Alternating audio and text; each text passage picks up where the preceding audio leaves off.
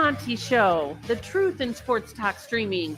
When you want unbiased opinions about your favorite team without the spin, all you have to do is find The Monty Show, streaming live and available 24 hours a day, 7 days a week on YouTube. And now, here's Monty. Hey, The Monty Show is live on your YouTube machine. Pleasure to be with you no matter where you find the program. Make sure you find the advocates at theadvocates.com. The best injury attorneys in the business. You know, again, Jake and I, before the show, we're watching, a car crash video. Hey, man, a semi-truck fell on top of your car. You need the advocates, right? You didn't deserve to get into that accident. It wasn't your fault. You do deserve an advocate. They're going to fight for you. They understand empathy. They understand what you're going through because there's nothing they haven't seen. Chat with the experts at the advocates live online 24/7. 365, and it's not going to cost you a dime at theadvocates.com. A big day of news as always, it seems like. We have an update for you coming on the New York Knicks. There is some significant breaking news around the Knicks and Donovan Mitchell that we'll get to coming up today on the program. First, a shout out to everybody who's in today. Joseph Harper was in first.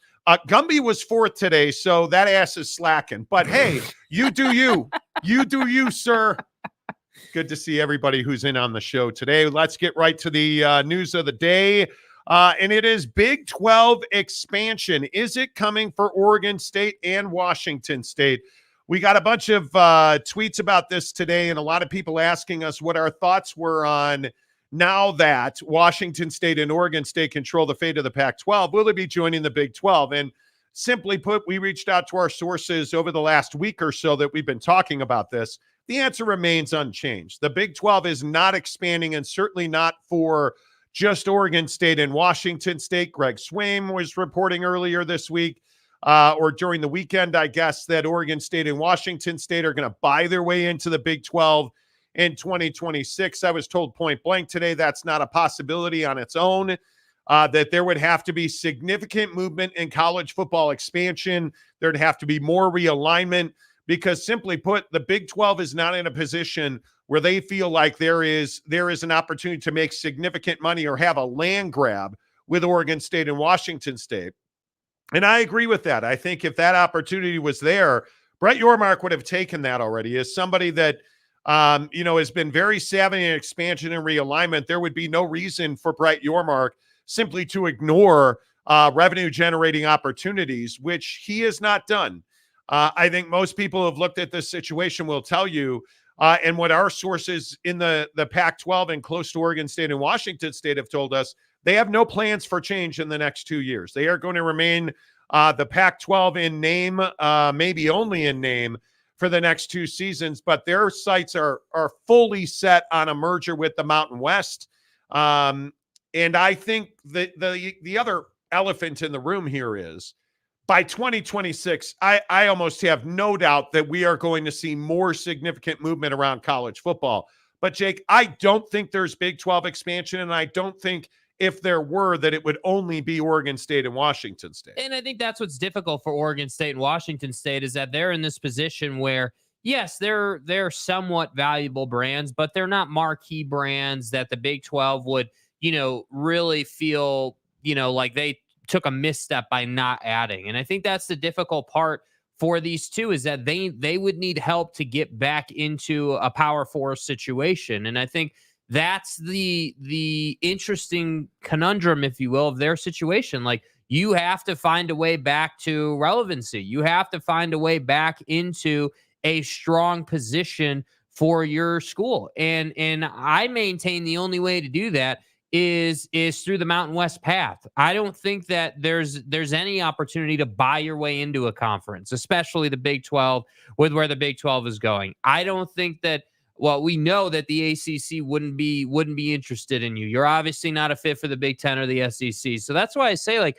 this is all just noise. And I think furthermore, for Oregon State and Washington State, you need to stay focused on your path and your mission here. Getting distracted with reports that you're going to buy your way into the Big 12 It's just that it's a distraction. And if you get distracted with this and somehow, after winning this court battle and finally securing controlling position in what's left of your conference, if at this stage you were to take a misstep, that's on you. And to me, if I'm the one in control of this situation, I'm full steam ahead on a merger with the Mountain West. And hopefully that's the Mountain West coming to you under the Pac-12 umbrella, and you can reimagine the conference and do the absolute best that you can do. But the idea that you would take some gold mine of money and pay your way into the Big 12, I think is just it just doesn't seem all that smart, because what really are you accomplishing? I mean, okay, yeah, you're in a P4 again. Great. But at that point, then what? So you're in the conference. Now what do we do? And that's what I think nobody really knows the answer to. To which I say, to hell with that. Let's merge with the Mountain West. Let's make the path really easy for ourselves. Let's play Oregon once a season, and let's go undefeated. That's your mission if you're Oregon State right now. Yeah, I think the problem there is that there is a lack of value for a as it was described to me anyways, a lack of value in the entirety of the Mountain West. And I think that's accurate. I think when you look at the top schools and you look at where college football is going, I think the big change that is coming is not going to be realignment. I think the big change that is coming is the way that we stack teams up. I think there is a chance that conferences go away. I think there is a chance it's this Chip Kelly thing. And I don't know how many people heard what Chip Kelly said, but Chip Kelly was very aggressive in his comments about fixing college football. And it's funny, he echoed our thoughts from last week, which were, I don't know that we need conferences anymore. We are in a position, and we talked about this because of this proposal to have this haves versus have-nots, the super elite, the super powerful, the super rich teams on another level. And my answer to that was, well, then what do we need a conference alignment for? What do we need conference standings for? And I think Chip Kelly put it perfectly when he said, maybe everybody needs to be independent. I think they're all a problem, and I think we need to have a conference commissioner. I think football should be separate from the other sports. Just the fact that our school is leaving to go to the Big Ten in football, our softball team should be playing Arizona in softball. Our basketball team should be playing Arizona in basketball. But because football left, and they're saying, well, how do you do that? Well, Notre Dame's independent in football, and they're in a conference and everything else. I think we should all be independent in football. And you can have a 64-team conference that's in the Power Five, and you can have a 64-team conference in the Group of Five. And we separate it, and we play each other. You can have the West Coast teams, and then every year we play 7 games against the West Coast teams, and then we play the East. So we play Syracuse, Boston College, Pitt, West Virginia, Virginia. Then the next year you play against the South while you still play your 7 teams. You can play a 7-game schedule. You can play 4 against another conference, another division opponent, and you can always play against one Mountain West team every year so that we can still keep those rivalries going. Not that I've really thought about this. Not that I've a lot of spent of time on this. But I think if you went together collectively as a group and said there's 132 teams and we all share the same TV contract, so that the Mountain West doesn't have one and the Sun Belt doesn't have another and SEC has one and they have another, that we all go together, that's a lot of games, and there's a lot of people in the TV world that would go through it. You can sponsor each one. Instead of calling it Group of 5 and Power 5, you can call it Amazon, Nike, bid that out to things. You can do a lot of different things. But I think if we still do the same thing and take all that money, and I would do this, and I think this needs to be done, that money now needs to be shared with the student athletes, and there needs to be revenue sharing, and the players should get paid, and you can get rid of NLI, and the schools should be paying the players because the players are what the product is. And the fact that they don't get paid is really the biggest travesty. Not that I've thought about it. Yeah, and I think that's spot on. I think that when you look at the way that college football is set up, UCLA football should be going to the Big Ten. UCLA track and field, UCLA stick and ball, UCLA swimming should not be going to the Big Ten. And there's no reason to do it. And I think people have in their minds that all of a sudden there's going to be a bunch of moving trucks in Westwood and, UCLA's moving to Evanston, Illinois. Like, that's just not the way this works. And you are punishing, in my opinion, the totality of UCLA athletics because they're going to the Big Ten. And I understand the money is fantastic, but we never seem to put the student athlete first. And we talk all this nonsense about graduation rates, and we talk all this nonsense about, hey, the football team's GPA. Nobody cares. It's disingenuous, in my opinion. And I think it's cool to put it in a stat, and it's cool to put it on a graph and put it on some chancellor's and some AD and some football coach's resume, but nobody cares. There's no, pulse of, well, I know Chip Kelly's going to a bowl game, but his kids are getting a C in science. Nobody cares. Nobody cares. And I continue to say the hypocrisy of talking about, Oregon State and Washington State got screwed. They didn't get screwed. They were a victim of circumstance in the expansion and the explosion of college football. It's not basketball, the expansion and the explosion of college football. And I agree 100% with Chip Kelly. There's no reason to have all of these schools lock, stock, and barrel athletically in the Big Ten. And this is the Gonzaga conversation, right? We're not talking about Gonzaga track and field. Why not leave them in the WCC and put Gonzaga basketball in the Big 12? Gonzaga. Right? It makes sense, but that's why it won't happen, because it's too much common sense. That seems to be the plague in college athletics today. Beyond the fact that we don't care about the kid, and we probably need to stop talking about, how much we care about our kids. You don't. What you care about is making money.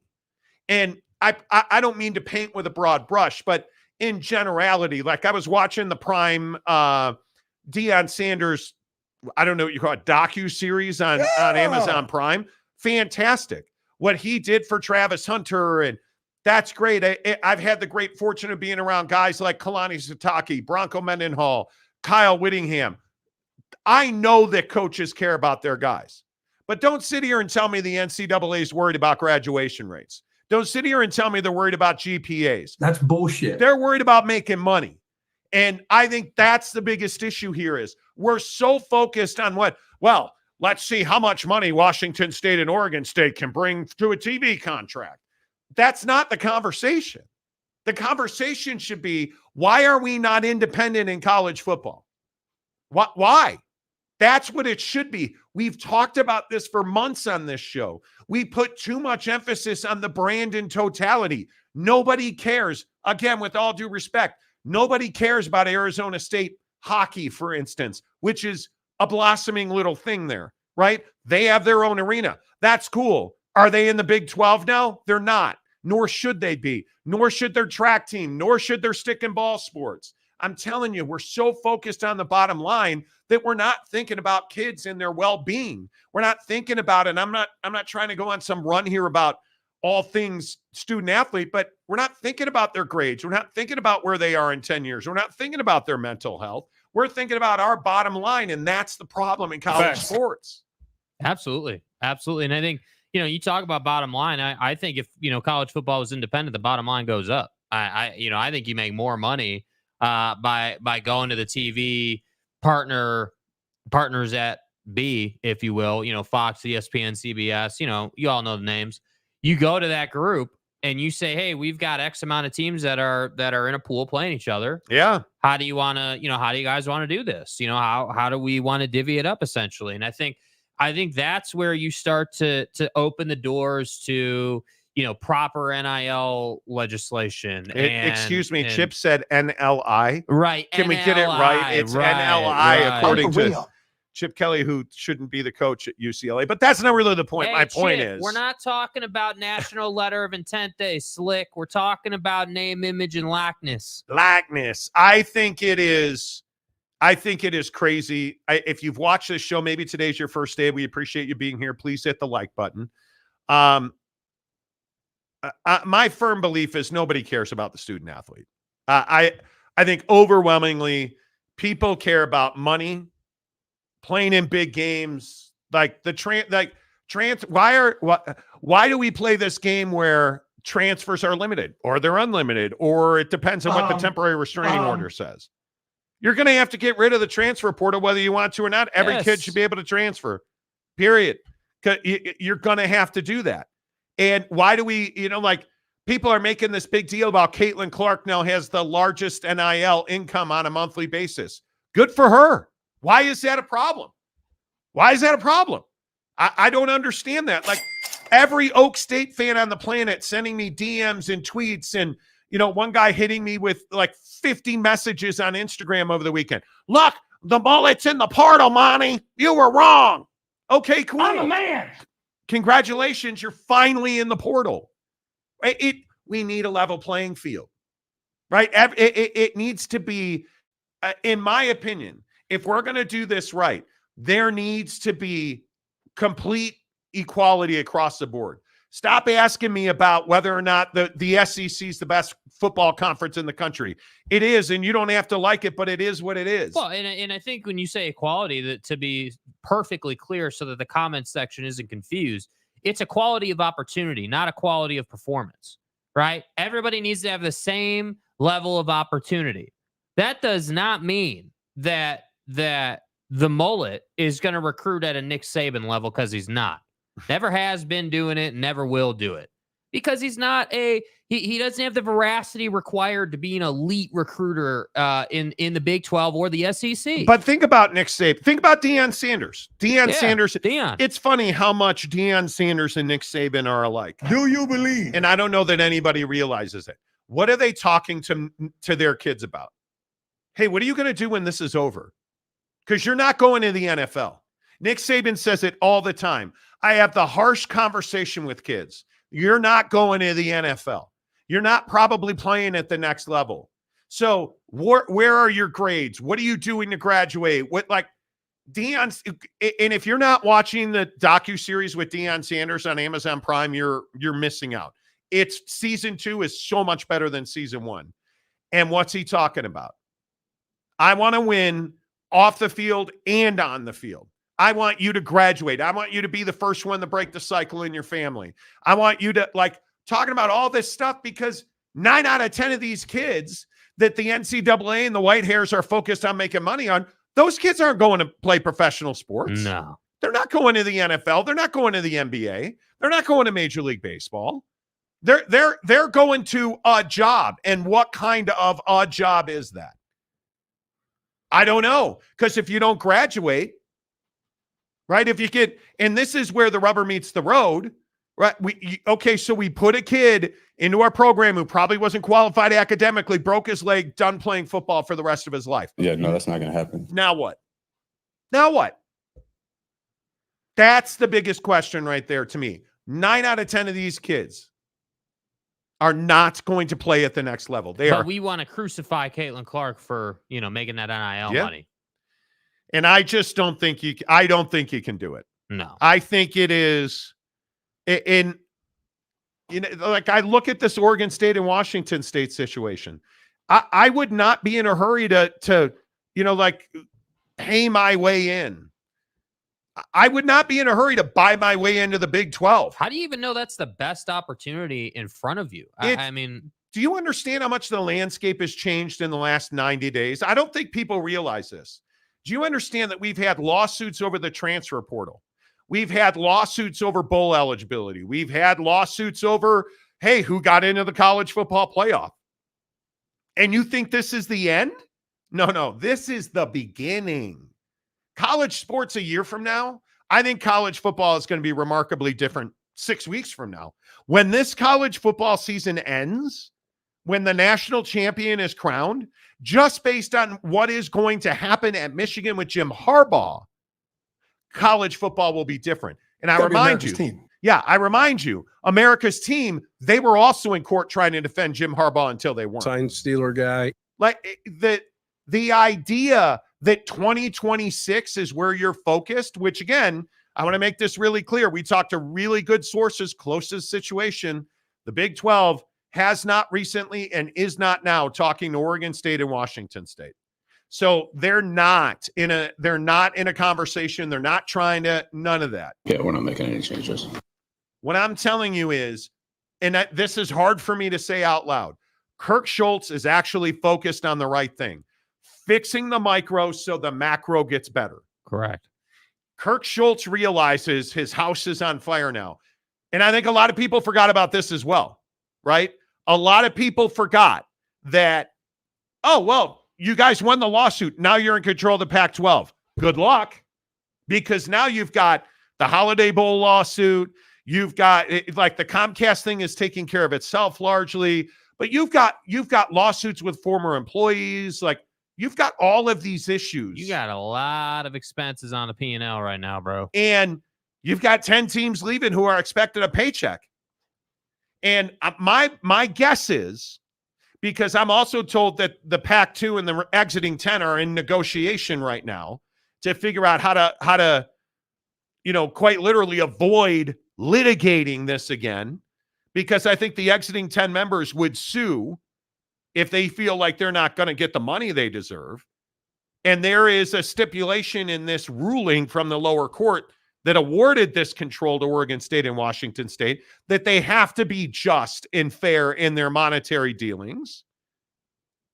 I think you're looking at a situation where the Pac-2 have to negotiate to make sure that they don't get left holding the bag on the Holiday Bowl, that they don't get left holding the bag of these two former employees that are suing. Essentially, they don't get left with the cost of cleaning up Larry Scott's mess. Correct. That's what this is. So I think we are a long way from done in the Pac-2, Pac-12. And I think it's irresponsible just to focus on this. Like if you go around Twitter right now, everyone's focused on, oh, well, they're in control of hundreds of millions of dollars and they're just going to keep that for themselves, which couldn't be further from the truth. The hundreds of millions of dollars just allows them to survive because all this stuff you got to settle and pay and, the checks you got to cut. Like, dude, you're not even close to done with this yet, man. Ooh, big breaking news story in college football presented by our good friends at Sound Sleep Medical. SoundSleepMedical.com. Make sure you get to any of their Utah locations. You guys, snoring and sleep apnea, while they go hand in hand, they can be two completely different things. If you snore on a nightly basis, get to SoundSleepMedical.com. They've got this great oral appliance, which is called a custom mouthpiece to pull your jaw forward so you stop snoring, you sleep better, you improve your relationship with your significant other.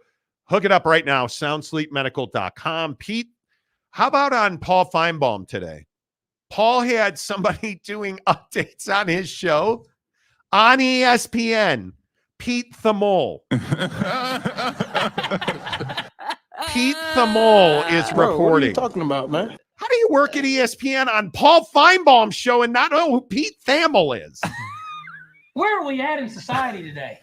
Pete Thamel, ESPN. Dylan Rayola has officially switched from Georgia to Nebraska. This is a code 10 abort. He is the highest ranked recruit, number 8 overall, to pick Nebraska since ESPN began ranking high school players in 2006. I am sure that you guys are all aware. Rayola's father is Dominic Rayola, who was an All-American and just a stud lineman. This is not shocking, but this is a massive loss. This is a massive loss for Georgia. But you know what else this does? It explains the news that Carson Beck is returning to Georgia. Carson Beck announced an hour ago, maybe, that he is going back to Georgia. Yeah, I'm going to guess it's because Dylan Rayola is going to Nebraska officially. This recruiting cycle, this transfer portal thing. I mean, you look at who's winning in the transfer portal. Dion Sanders won. At this point, he's got the highest grade by a lot. And just on offensive and defensive linemen alone, he has crushed it. But you look at some of the other names that have won in the transfer portal. And shout out Oak State and the Mullet. Finally getting going in the transfer portal. But if you look at the transfer portal grades, dude, it is hard to believe that Dion Sanders, you guys, Dion's got 51 commitments in the transfer portal. I'm for real. A 5-star, 5 4-stars. I'm for real. He's got 20 more commitments than number 2 Arizona State, who has 0 5-stars. SMU has 26. Louisville has 25. Ole Miss, the SIP. My guy. How about Lane Train decimating Tennessee over the weekend? Mm-hmm. Anybody see that? I know you were off oversexing yourself on your birthday weekend. I was actually paying attention. Lane Train kicking ass in the portal. It's remarkable to me that when you look at the total commits and you look at the 5 stars in the portal, Dion Sanders tied with LSU and Texas as the only schools to have 5-star commits in the portal. I mean, it's wild. His average, do you guys understand that his average transfer portal guy is rated an 87 at Colorado? Damn. How do you even do that? And then he's 2 points above number 2, which is LSU in points. He's at 78. LSU's at 76. Ole Miss at 74. It's unbelievable what Dion Sanders is doing. And it's going to be wild. So again, I guess back to the point. Yeah. College football is changing. Absolutely. All right. Whew. Okay. How about that for a 26-minute roll-off? He has our full respect. Well, and pimp's going pimp. You know what I'm saying? Yes. Which is why we got to hook up the buckshot. The Buckies is some of our fine favorite listeners. I believe OG Gary refers to it as a Bucky. It's Buckshot from BuckedUp. It is the best energy drink, or the best energy shot, if you will, on the market. And a lot of people ask me this. Well, hey, Monty, bucked up, dude. Yeah, I'm bucked up. But when you say naturally sourced caffeine, what does that even mean, bro? What it means is at BuckedUp, they do not dump in a bunch of chemicals. Because if you look at the chemicals or the ingredient list in your favorite energy shot, 5 Hour Energy, whoever else it might be, compare their ingredient list to BuckedUp's ingredient list on Buckshot. Naturally sourced caffeine comes from green tea leaf extract. So it's not, high fluorocaldamide high. Because it's garbage. And stuff that they dump in here to make you feel like you got a buzz. And then it goes away so you crash. It's nice and level. And you look at the graphic on the screen. Guys, go get 6 free of them right now in the description. So many people have said, oh, did I miss it? Did I miss the Buckshots? No, you didn't. Go get 6 free in the description below. And I'm telling you right now, Buckshot does it every single day for me. I played winter golf yesterday, 3 over, playing 9 holes, 3 over in rock hard freezing conditions. Yeah, but you went Tiger Woods on it, Sunday red. Yeah. You know why? Because I hit a Buckshot, and what did I do on the first tee? Drove it 305 yards straight down the middle, right to the front of the green. Yeah. It was amazing. And then couldn't drive it. The ground was so hard yesterday, I couldn't put a tee in the tee box because it's like concrete. That didn't stop me from hitting a Buckshot.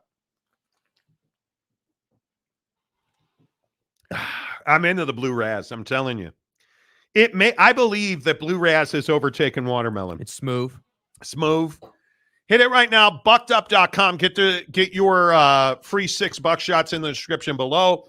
Or go check it out online. Use the promo code Monty to get 20% off at checkout. BuckedUp, the official energy provider of the Monty Show. Do not forget, tomorrow is Giving Tuesday.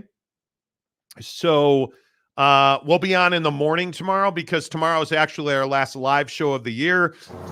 We have to celebrate somebody's it's certain kind of a big deal. Significant, I got older today. and stuff. It's, Because shit's going good.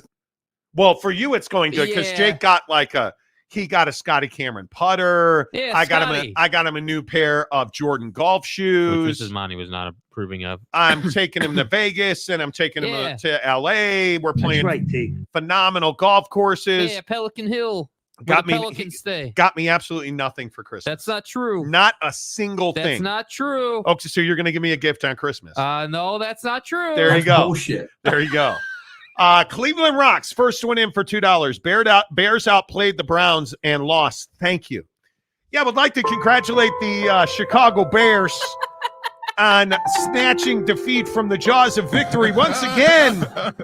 Matt Ebersucks, the head coach of the Bears, found a way to lose the game for the Bears. Yeah, anybody heard of some guy named Darnell? It's not Justin Fields' fault. Darnell Mooney had a Hail Mary in his hands full of grace, and he's not used to having such big balls in his hands, so he dropped it. That's all I can say. That's all I can say, Cleveland Rocks. Is Joe Flacco one of the best stories in all of sports right now? Yes. How is he not? Yes. How is he not? I don't know. I have no idea. Dakota Tubs. Hey, what's up, Tubbs? Member of the show for 4 months. Many of you may not know that Dakota Tubs is also the president of the Quinn Snyder fan club. That's every day. Here on the Monty Show. How is Jake turning into a 30-year-old man not the lead story in the sports world? Dude, I don't know, dude. Again. Whatever. Pretty amazing that Jake, still is somebody who is not partaking in the, commingling of DNA with the opposite sex. And he's 30 years old. It's a great accomplishment. Waves in opposition. Saving yourself for marriage. Yeah. And whatnot. Yeah. Aaron Wilson for $2. Happy birthday, Jake. Thanks for all you do. Sean Rollins gifted 5 Monty Show memberships. Okay, Sean. Aaron Wilson. It's your birthday. You forgot how to hit the chime? Yeah. Lokeman for $10. You guys realize most of these football players won't go pro, truth. So wait, hold on. Just quick pause button. I believe you just said 15 minutes ago that most college football players I won't said go pro. most college athletes. Basketball, again, my favorite phrase, stick and ball sports. Right. They're not going pro. I mean, You know what that's like these days? they're not. 9 out of 10 professional athletes or 9 out of 10 college athletes will not get a paycheck in their given sport. You're so fucked. They just won't. So is not thinking about the student athletes' grades really looking out for them? No, it's not. It's nobody. I will again keep telling you, nobody cares about their grades. And to your question, so is not thinking about the student athletes' grades really looking out for them? It's not. And it's why guys like Dion and guys like Nick Saban and Kyle Whittingham and Kalani Sitake and Bronco Mendenhall and there are more, clearly, the guys I've been around. Pete Jim Carroll. Harbaugh? No. Pete Carroll was wonderful about this. Right. They always tell you, listen, you're not likely to get a pro paycheck. Get in the books. Get in your studies. Be an All-American in the classroom, which is what Nick Saban says all the time. Because what do you have to lose by being an All-American in the classroom?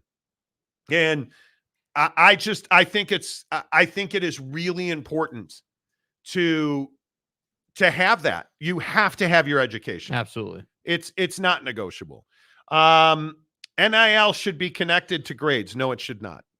No, it should not. And Lokeman, the reason I disagree is because NIL is not about the white hairs that control, college athletics. NIL is about Caitlin Clark doing a deal, Thursday with Gatorade, adding to her, I think she's got deals with Apple and Buick. That has nothing to do with Iowa. That has nothing to do with the white hairs. That has to do with she's a hell of a basketball player that has prepared herself day in and day out to be an elite performer, and Gatorade wants to represent her. We built this program on NIL. Period. That's what it's about. And if you connect, the other thing that you have to remember is when you connect NIL to grades, the unequal playing field of education at lower levels from grade school to intermediate to high school. And do you really think there's a level playing field from the inner city to the suburbs in just about every town in this country? I can tell you, as somebody that went to school in the Chicago public school system and then moved to the suburbs and went to one of the highest rated high schools in Illinois, that's not an easy transition. And the kids in the inner city are not getting the preparation in the classroom that the kids in the suburbs are getting. And when you go to private school or charter school, what you can't compare what a kid from the inner city, the education he has access to or she has access to what your suburban kid has access to. So saying, well, your grades suck. Well, nobody taught me how to prepare for tests. Nobody had an ACT. Like when you want to know the change that I had when I went from public school to like really good education in the suburbs. I had no idea what an ACT test was. I had no idea. And you know how I found out? Because I went to a school, Adlai Stevenson High School in Lincolnshire, Illinois, or Prairie View, technically. One of the first things I had to do as a freshman was take an ACT prep course. And I was like, what is this? I don't know what this is. It's a completely different universe. Yeah. You can't tie NIL or a kid's ability to make money to his ability to pass a test. That's not the right way to go. Completely agree. Cyclone Steve, pros can't move every year. They have contracts. Okay, so what's one got to do with the other? Professional athletes also highly compensated. The average MLB player on a minimum salary is more highly compensated than most people in college. The thing, and I don't know if your point, Steve, is to not allow kids to openly transfer. Here's the issue, though. Do NIL in the portal right, and you won't have to worry about losing your entire basketball team like Bobby Hurley at Arizona State every year. Because you're an asshole, people don't like you, and you're tough to play for. Probably why your kids keep transferring every year, right? If you treat kids well, you prioritize their needs and their wants, and you help them see a future like Nick Saban or Dion Sanders, or maybe kids won't leave at historic levels. The bottom line is kids are going to transfer when they see something better for themselves. And the thing that makes guys like Nick Saban, because everybody's going to lose people. Right. Every There's always coach. turnover. But when you see guys losing 5, 10, 15, 20 people, and they're not flipping a roster, that's when you're like, okay, what is the story here? Because in my opinion, the transfer portal is far more important and impactful than National Signing Day high school recruit. Absolutely. And the high school recruit's still really important. But just because you didn't get them in high school doesn't mean that you can't get them later down the road. That's the difference. And I think, the quality of your program and the level of turnover you have every year stands out to these kids. I mean, one thing I never hear people talk about is like, hey, that senior in high school is smart enough to know the difference. Smart enough to know, hey, man, every year under whoever, Ryan Day, Kirby, Nick Saban, there's X amount of turnover. What does that mean? Does that mean that I have a better chance if there's less turnover under Nick Saban?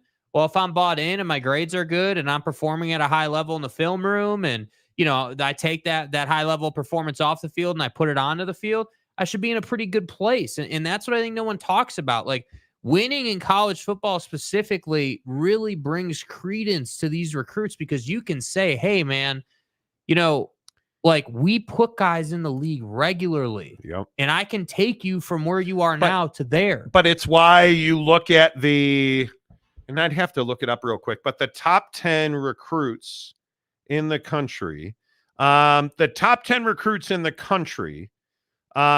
committed to Ohio State, Nebraska, Georgia, Oklahoma, Texas Tech, Missouri, Auburn, Texas, Miami, and Alabama.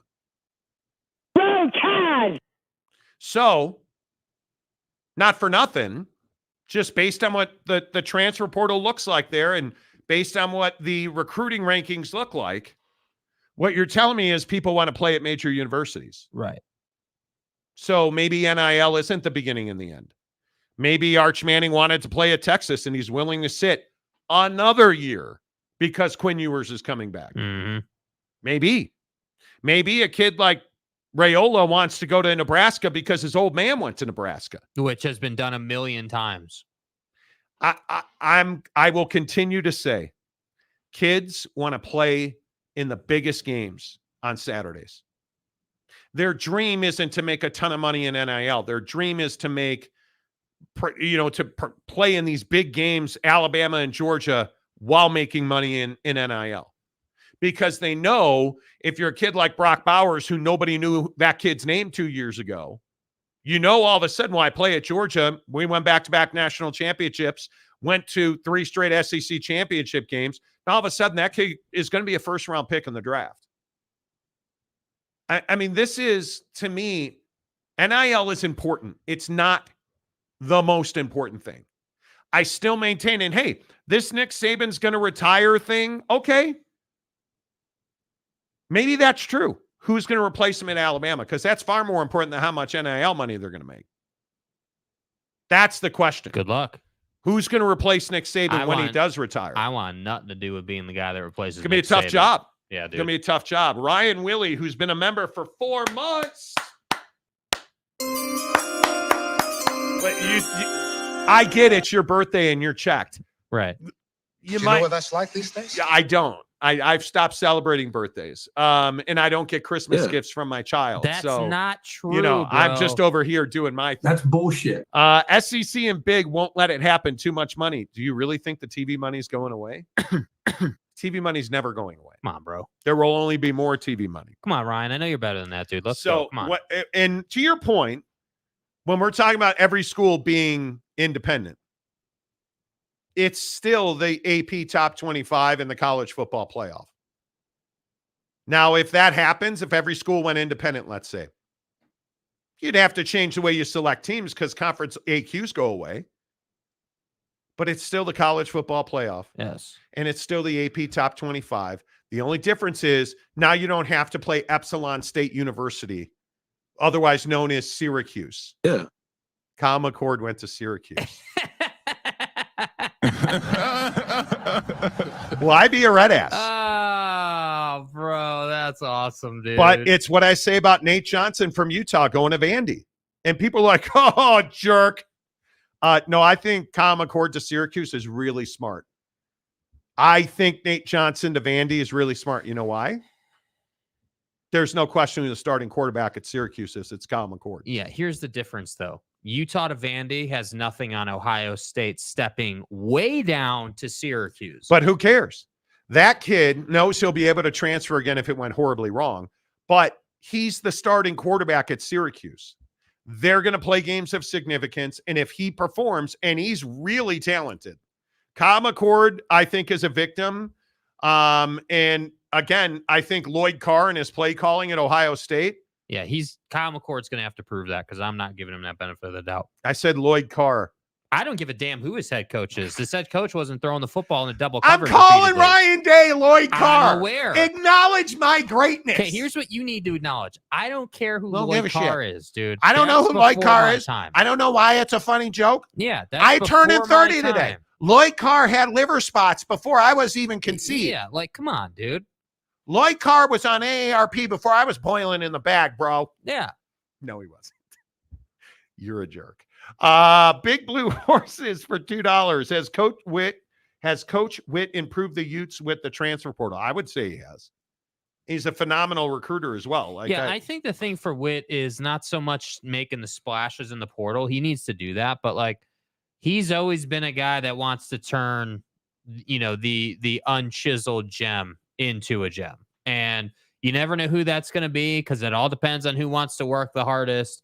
But and again, I'm not criticizing you, Witt, but until you come up to the middle a little bit and stop trying to turn quarterback prospects into safeties, you're probably not going to win a natty at Utah. And that's what's frustrating is that there is talent in the portal. Kyle Whittingham is a hell of a coach. It's absolutely ridiculous to me just how much success he's had doing it this way. But at some point, you need a grade A starting quarterback. And I'm tired of waiting around, with all due respect to Cam, for Cam to come back healthy.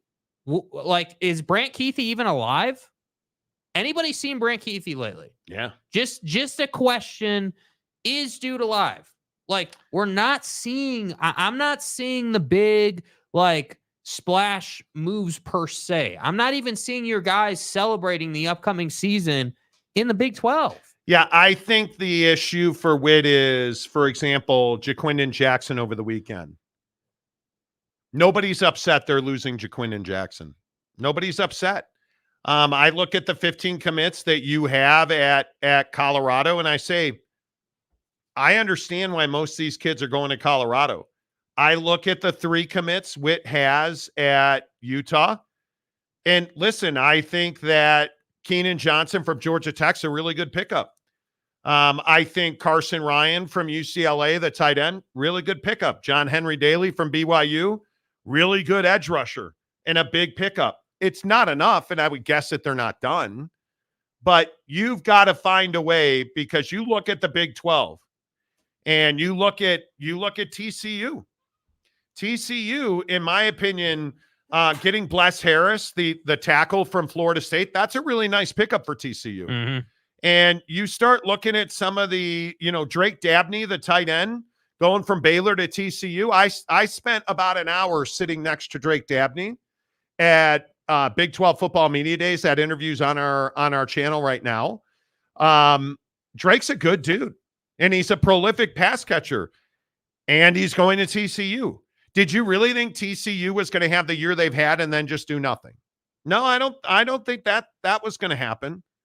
And you look at the names that they have, and you start asking yourself, how good is the Big 12 going to be next year? I think it's going to be phenomenal. I think it's going to be really good. Now, are you excited that Baylor, Kansas, and Iowa State has 0 commits? No.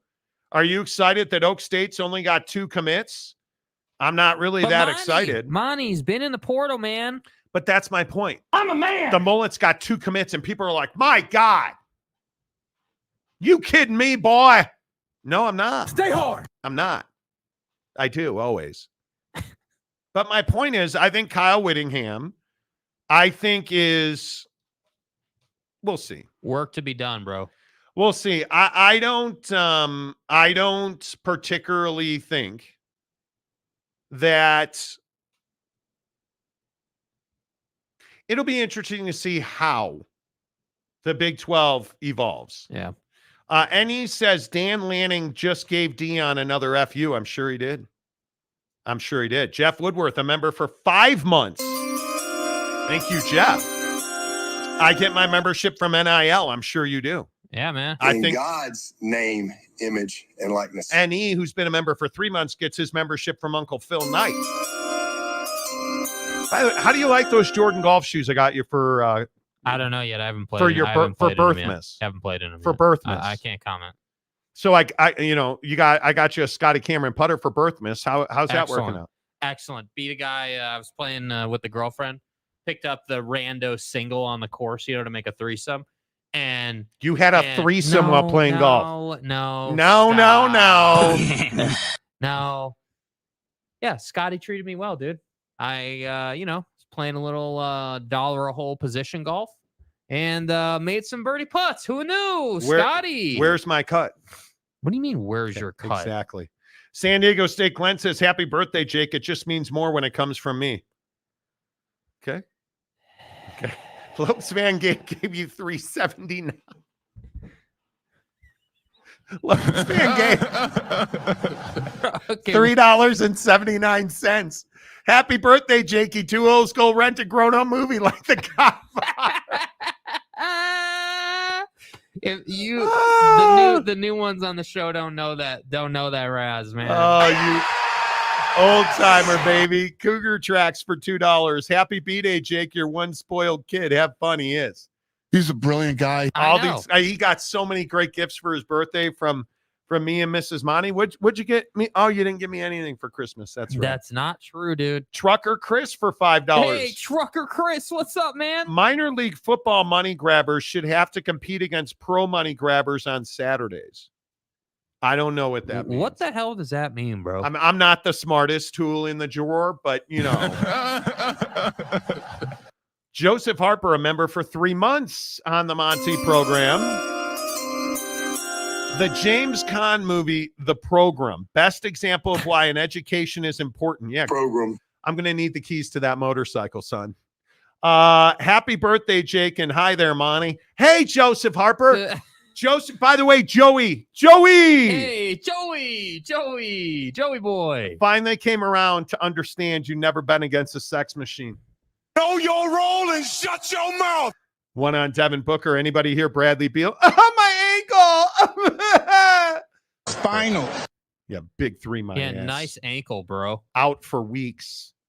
Jerk.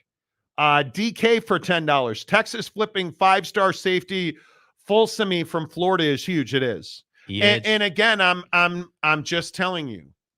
I continue to tell you this, that you are going to see that there's just no way that the Blue Bloods aren't going to continue to wreck people. Yes. Sorry, man. Like, I understand you're upset, and I understand that, when you look at, arguably the number one player in the country, Jeremiah Smith, where's he committed to? Ohio State.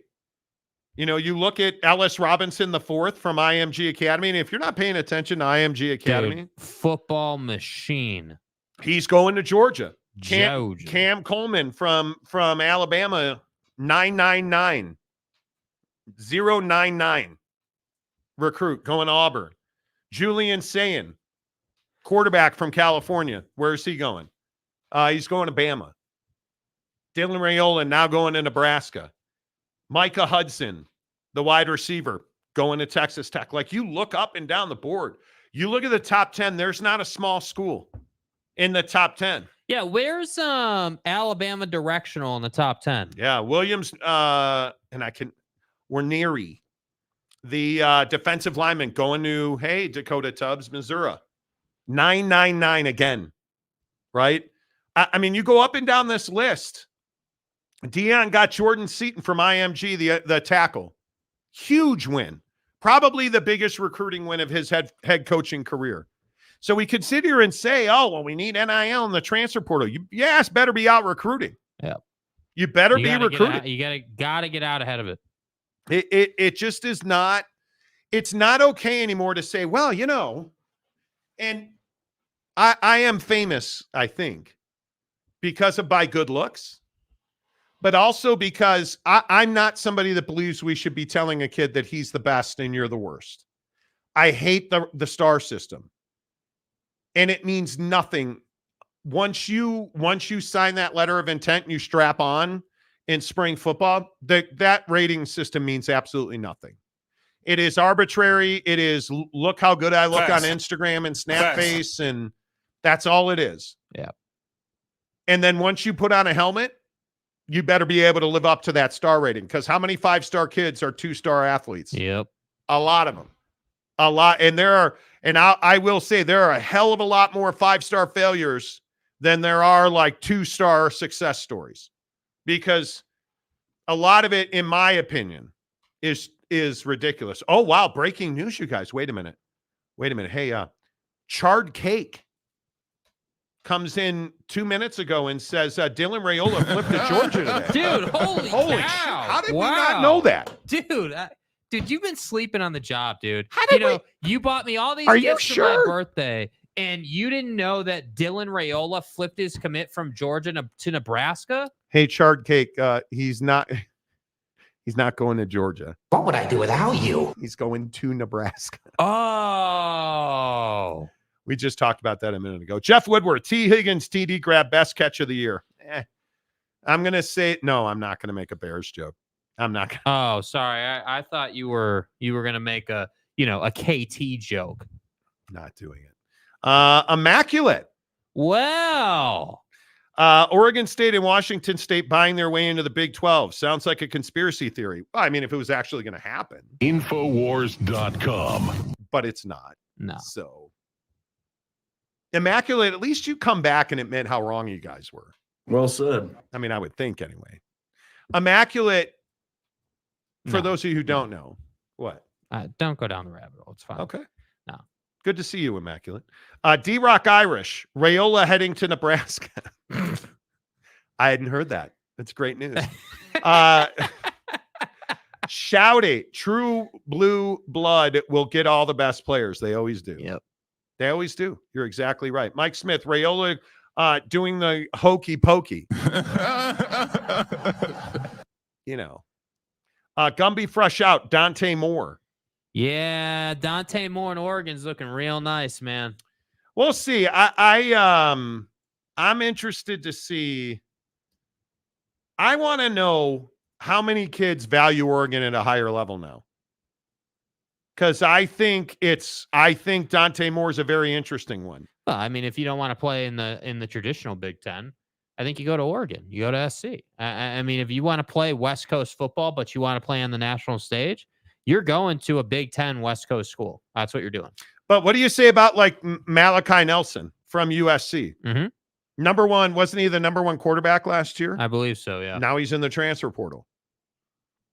I mean, I don't know how do you explain that? It's very interesting. I think it'll be interesting to see how all this plays out. I truly do. I truly do. And I think it's one of those things where guys like Dominic Rayola do not come along every day. Or Dylan Rayola do not come along every day. He has got the DNA of an NFL stud, and the kid's a really good quarterback. Facts. And now he's going to Nebraska. And I still think one of the biggest mistakes in the history of college athletics is that Nebraska is not in the Big 12. Right. I think it's one of the biggest mistakes that we have ever seen. Right. And it's just my opinion. I don't think that I don't know how you explain it. I don't know how you fix it, but it is what it is. And I think when you look at the way some of this stuff works out, maybe it's for the better. Nebraska is not there anymore. They should be in the Big 12. They absolutely should be. If they ever make a comeback in the Big Ten, it'll be a great comeback. Tanner Plummer, oh, hey, Immaculate. You've been MIA locked on Big 12. What's up? Yeah. That's cool. Immaculate's always welcome here. I don't think we've ever. Oh, dude. I'm good. Shouty. Like how Colorado didn't do much this season. Yeah, they weren't, they don't do anything. I think he had one of the best years, and people just love piling on that. Love piling on it. And, which I get it. I get it. Gumby fresh out. Breaking news. I had Whataburger for breakfast today. Wow. Because it's garbage. I'm a huge Whataburger guy. I am. James Oak State. Oh. Robert Allen. Hi, this is James. Welcome back. A sideline reporter for Oak State. Yay.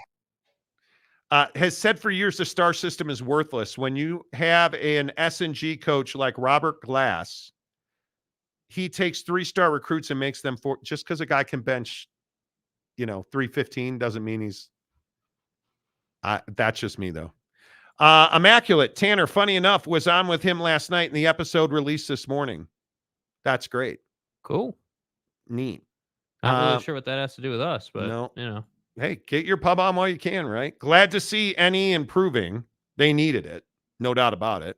Sean Rollins. Guys. Shane, TCU quarterback Morris entering the transfer portal. Hey, isn't everybody? But see, that's a guy that could go out and find a better spot, I think. Yeah. We'll see. We'll see. Tanner Plummer, no rabbit holes. Well, it's Jakey's birthday, so I guess not. Exactly. Immaculate. Come back to admit it. Did I guarantee it? Yeah, you said it was going to happen. You straight up said it was going to happen. So. Okay. I'm going to hold you accountable once, and then until you get over it, we just don't need to talk about it. But you did not say you thought it was their best chance. No. You said that's what's going to happen based on the information I have. So let's not play this game, dude. It's cool. You guys got your views and clicks out of it. Why are you trying to walk it back now? Yeah, it's cool, man.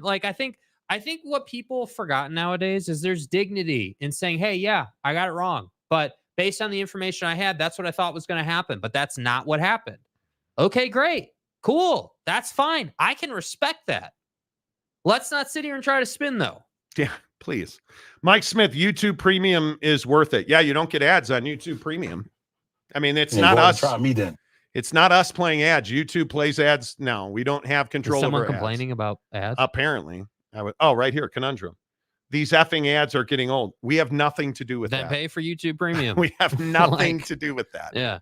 So I really like Will Howard to SC. So do I. So do we. He's a perfect fit there. Maury Alvarez, season's greetings from the Magic Kingdom. Bro, What's up, are you dude? living at Disney World now? Let's go. Maury, what's your favorite ride at Disney World, bro? What's your kid's favorite ride or whatever? What's the go-to?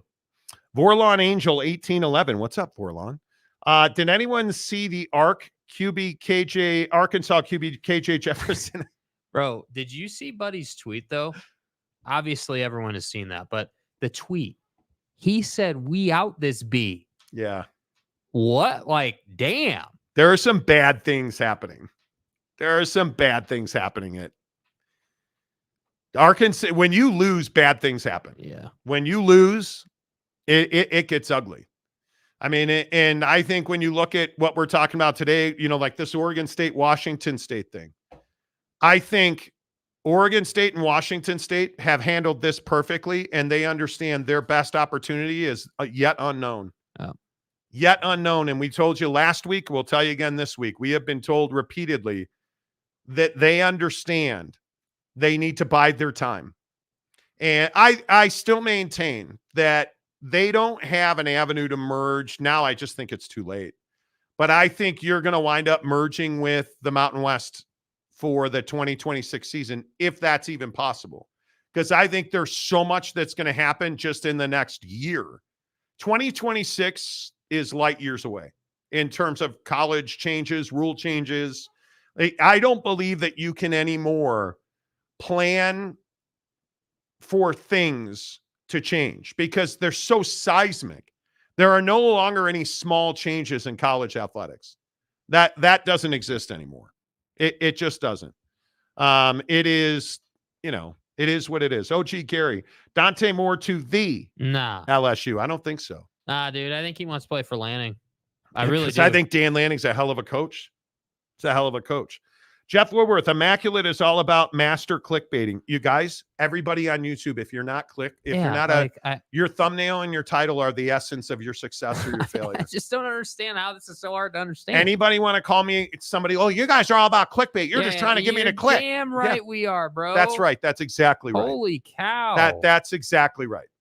And it's not an insult. The fact that you're here telling me that I have clickbait, fucking right I do. I am really good. I'm really good at it. I'm really good at our job. He makes the thumbnails. I write the title. Damn right. And I'm really good at writing titles because being top 5% on any sports stream globally, yeah, we took that jump. It used to be just in North America. Now we're top 5% globally of all sports streaming shows. According to YouTube. Yes. YouTube says so. I hope buying a ribeye is on the 2024 to-do list. Teddy Wayman needs to put in less tile, bro. I'm absolutely in for buying the Advocates are amazing. So the Advocates, if you watched the show last week, you saw that they sent us a massive cleaver, a knife I need to lift weights. That knife is heavy. It's got this beautiful wood handle on it. In the knife box, they sent us a gift card to Omaha Steaks. So I ordered about $300 in Omaha Steaks and had them sent to our spot in Los Angeles. Wow. Yeah, I got ribeyes for days. I'm ready for it, Teddy. USC down bad, lost the top 5-star DB and QB from back-to-back classes. I don't know if I'd say they're down bad. I look at the transfer portal. And I look at the I don't know. Call it what you will. I look at where USC is and who they're chasing. I'm not at all concerned about where USC is. I think the reality of the situation at SC is you just got to do better. You just have to do better. I mean, it's not like, oh, well, we got to win 10 games. No, it's, hey, you got to be in the national championship game. It's that simple. And if that means, hey, you're the 12th team in an expanded college football playoff or the first team, great. But you got to get in. And I'm just telling you now, it's cool that you wanted to fire Grinch and bring in a new DC. Dude, if Caleb Williams or whoever's Will Howard, right? Because Caleb's going to the league. Will Howard, let's say it is, just making assumptions here. Maybe it's not Will, but let's call it Will. Dude, whoever's that quarterback, damn well better be able to roll out right and complete a pass. Because Caleb Williams at the end of this season was running for his life constantly and panicked a ton. Yeah. And I that defense didn't help you. I think when you look at guys like Malachi Nelson, I think the bigger loss is at running back, not quarter. USC's got quarterbacks for generations.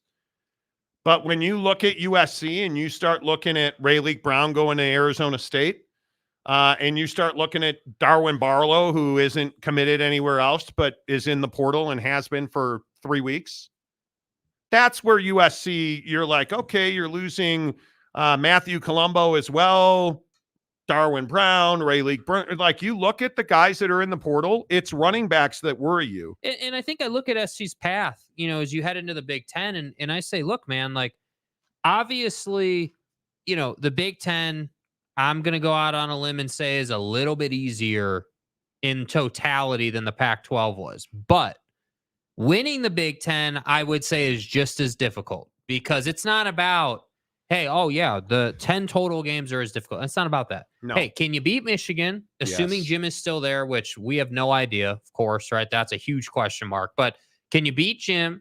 Can you beat Ryan Day? And furthermore, before those two, can you beat James Franklin consistently? Because I do believe Lincoln Riley in the Big Ten needs to prove that he can beat Penn State with regularity before we start saying, hey, yeah, they're going to compete for the Big Ten. Because if you don't have a defense, you're no better than Penn State, dude. Like, Penn State's got this great defense and no offense. Well, what does SC? They're a one-sided football team right now. And that's why Lincoln needs to be more prolific in the portal. And that's why he needs to develop. And that's why you need a DC who will do the damn job. Because the reality is what makes you different than, let's say, Ohio State, Michigan, and Penn State. Oh, that's right. You can drop 50 on anybody at any time. Anybody. Yeah. You just can't stop anybody. Yeah. Including Immaculate, who just, did you show up to fight today, dude? Like, I mean, you don't have to be here. I don't like, see, this is what I don't understand. I think you're probably just here to try and pull viewers for your show, which, hey, knock yourself out, man. If that's what you're doing. But, going back and forth with everybody today, like saying that we just threw stuff against the wall to try and I will go back and tell you, we're doing a best of on Pac-12. What were we wrong about? What did we throw against the wall and hope to turn out? Because that shit never happened on this show. We're not the ones who said hundreds of millions of dollars worth of a payday's coming. Yeah, I just don't, Immaculate, I don't get it. I don't know. Like Jeremiah Champion said, I just can't with Locked On Big 12. No substance, and it seems like they just kind of throw things out to see what sticks, which is exactly what you have said you're doing. You straight up said, oh, it was just my opinion. I never meant to. But are you guys going to give the revenue back? Or are you guys going to give oh, you're not. You're not. But then you answer that by saying, I guess you forgot how this show was going and saying prior to Pac-12 situation blowing up. So let me get this right. What were we saying about the Pac-12 that was wrong? What were we saying? Because I'll even go back to like the Utah Jazz stuff when everybody told us we had no idea what we were talking about with Rudy Gobert, Donovan Mitchell, like the Jordan Clarkson thing. Everybody said we were completely wrong about Jordan Clarkson. And what did I tell you? Well, he couldn't get the money he wanted elsewhere. So he opted in with a threat that he was going to walk away. So the Jazz gave him what he asked for, opted into his contract. And now what did we tell you? Hey, they're going to trade him at the deadline. What's Chris Haynes reporting today that we reported last Thursday? Oh, yeah, they're going to trade him at the deadline. And what did we report on Lauri Markkanen? Available for trade. Oh, it's going to take probably a pretty large package, though, right? Similar value to what you got for Rudy. So you guys go with your opinions. We go with the people we talk to. We're not the ones coming on your show and trying to drag you for viewers. It's the other way around, man. Like, you're welcome here. But if you're going to show up and drag people and get in fights with people, I just don't understand what you're doing here. Yeah. I don't get it. It is, to me, it's so weird that you guys can't do it on your own.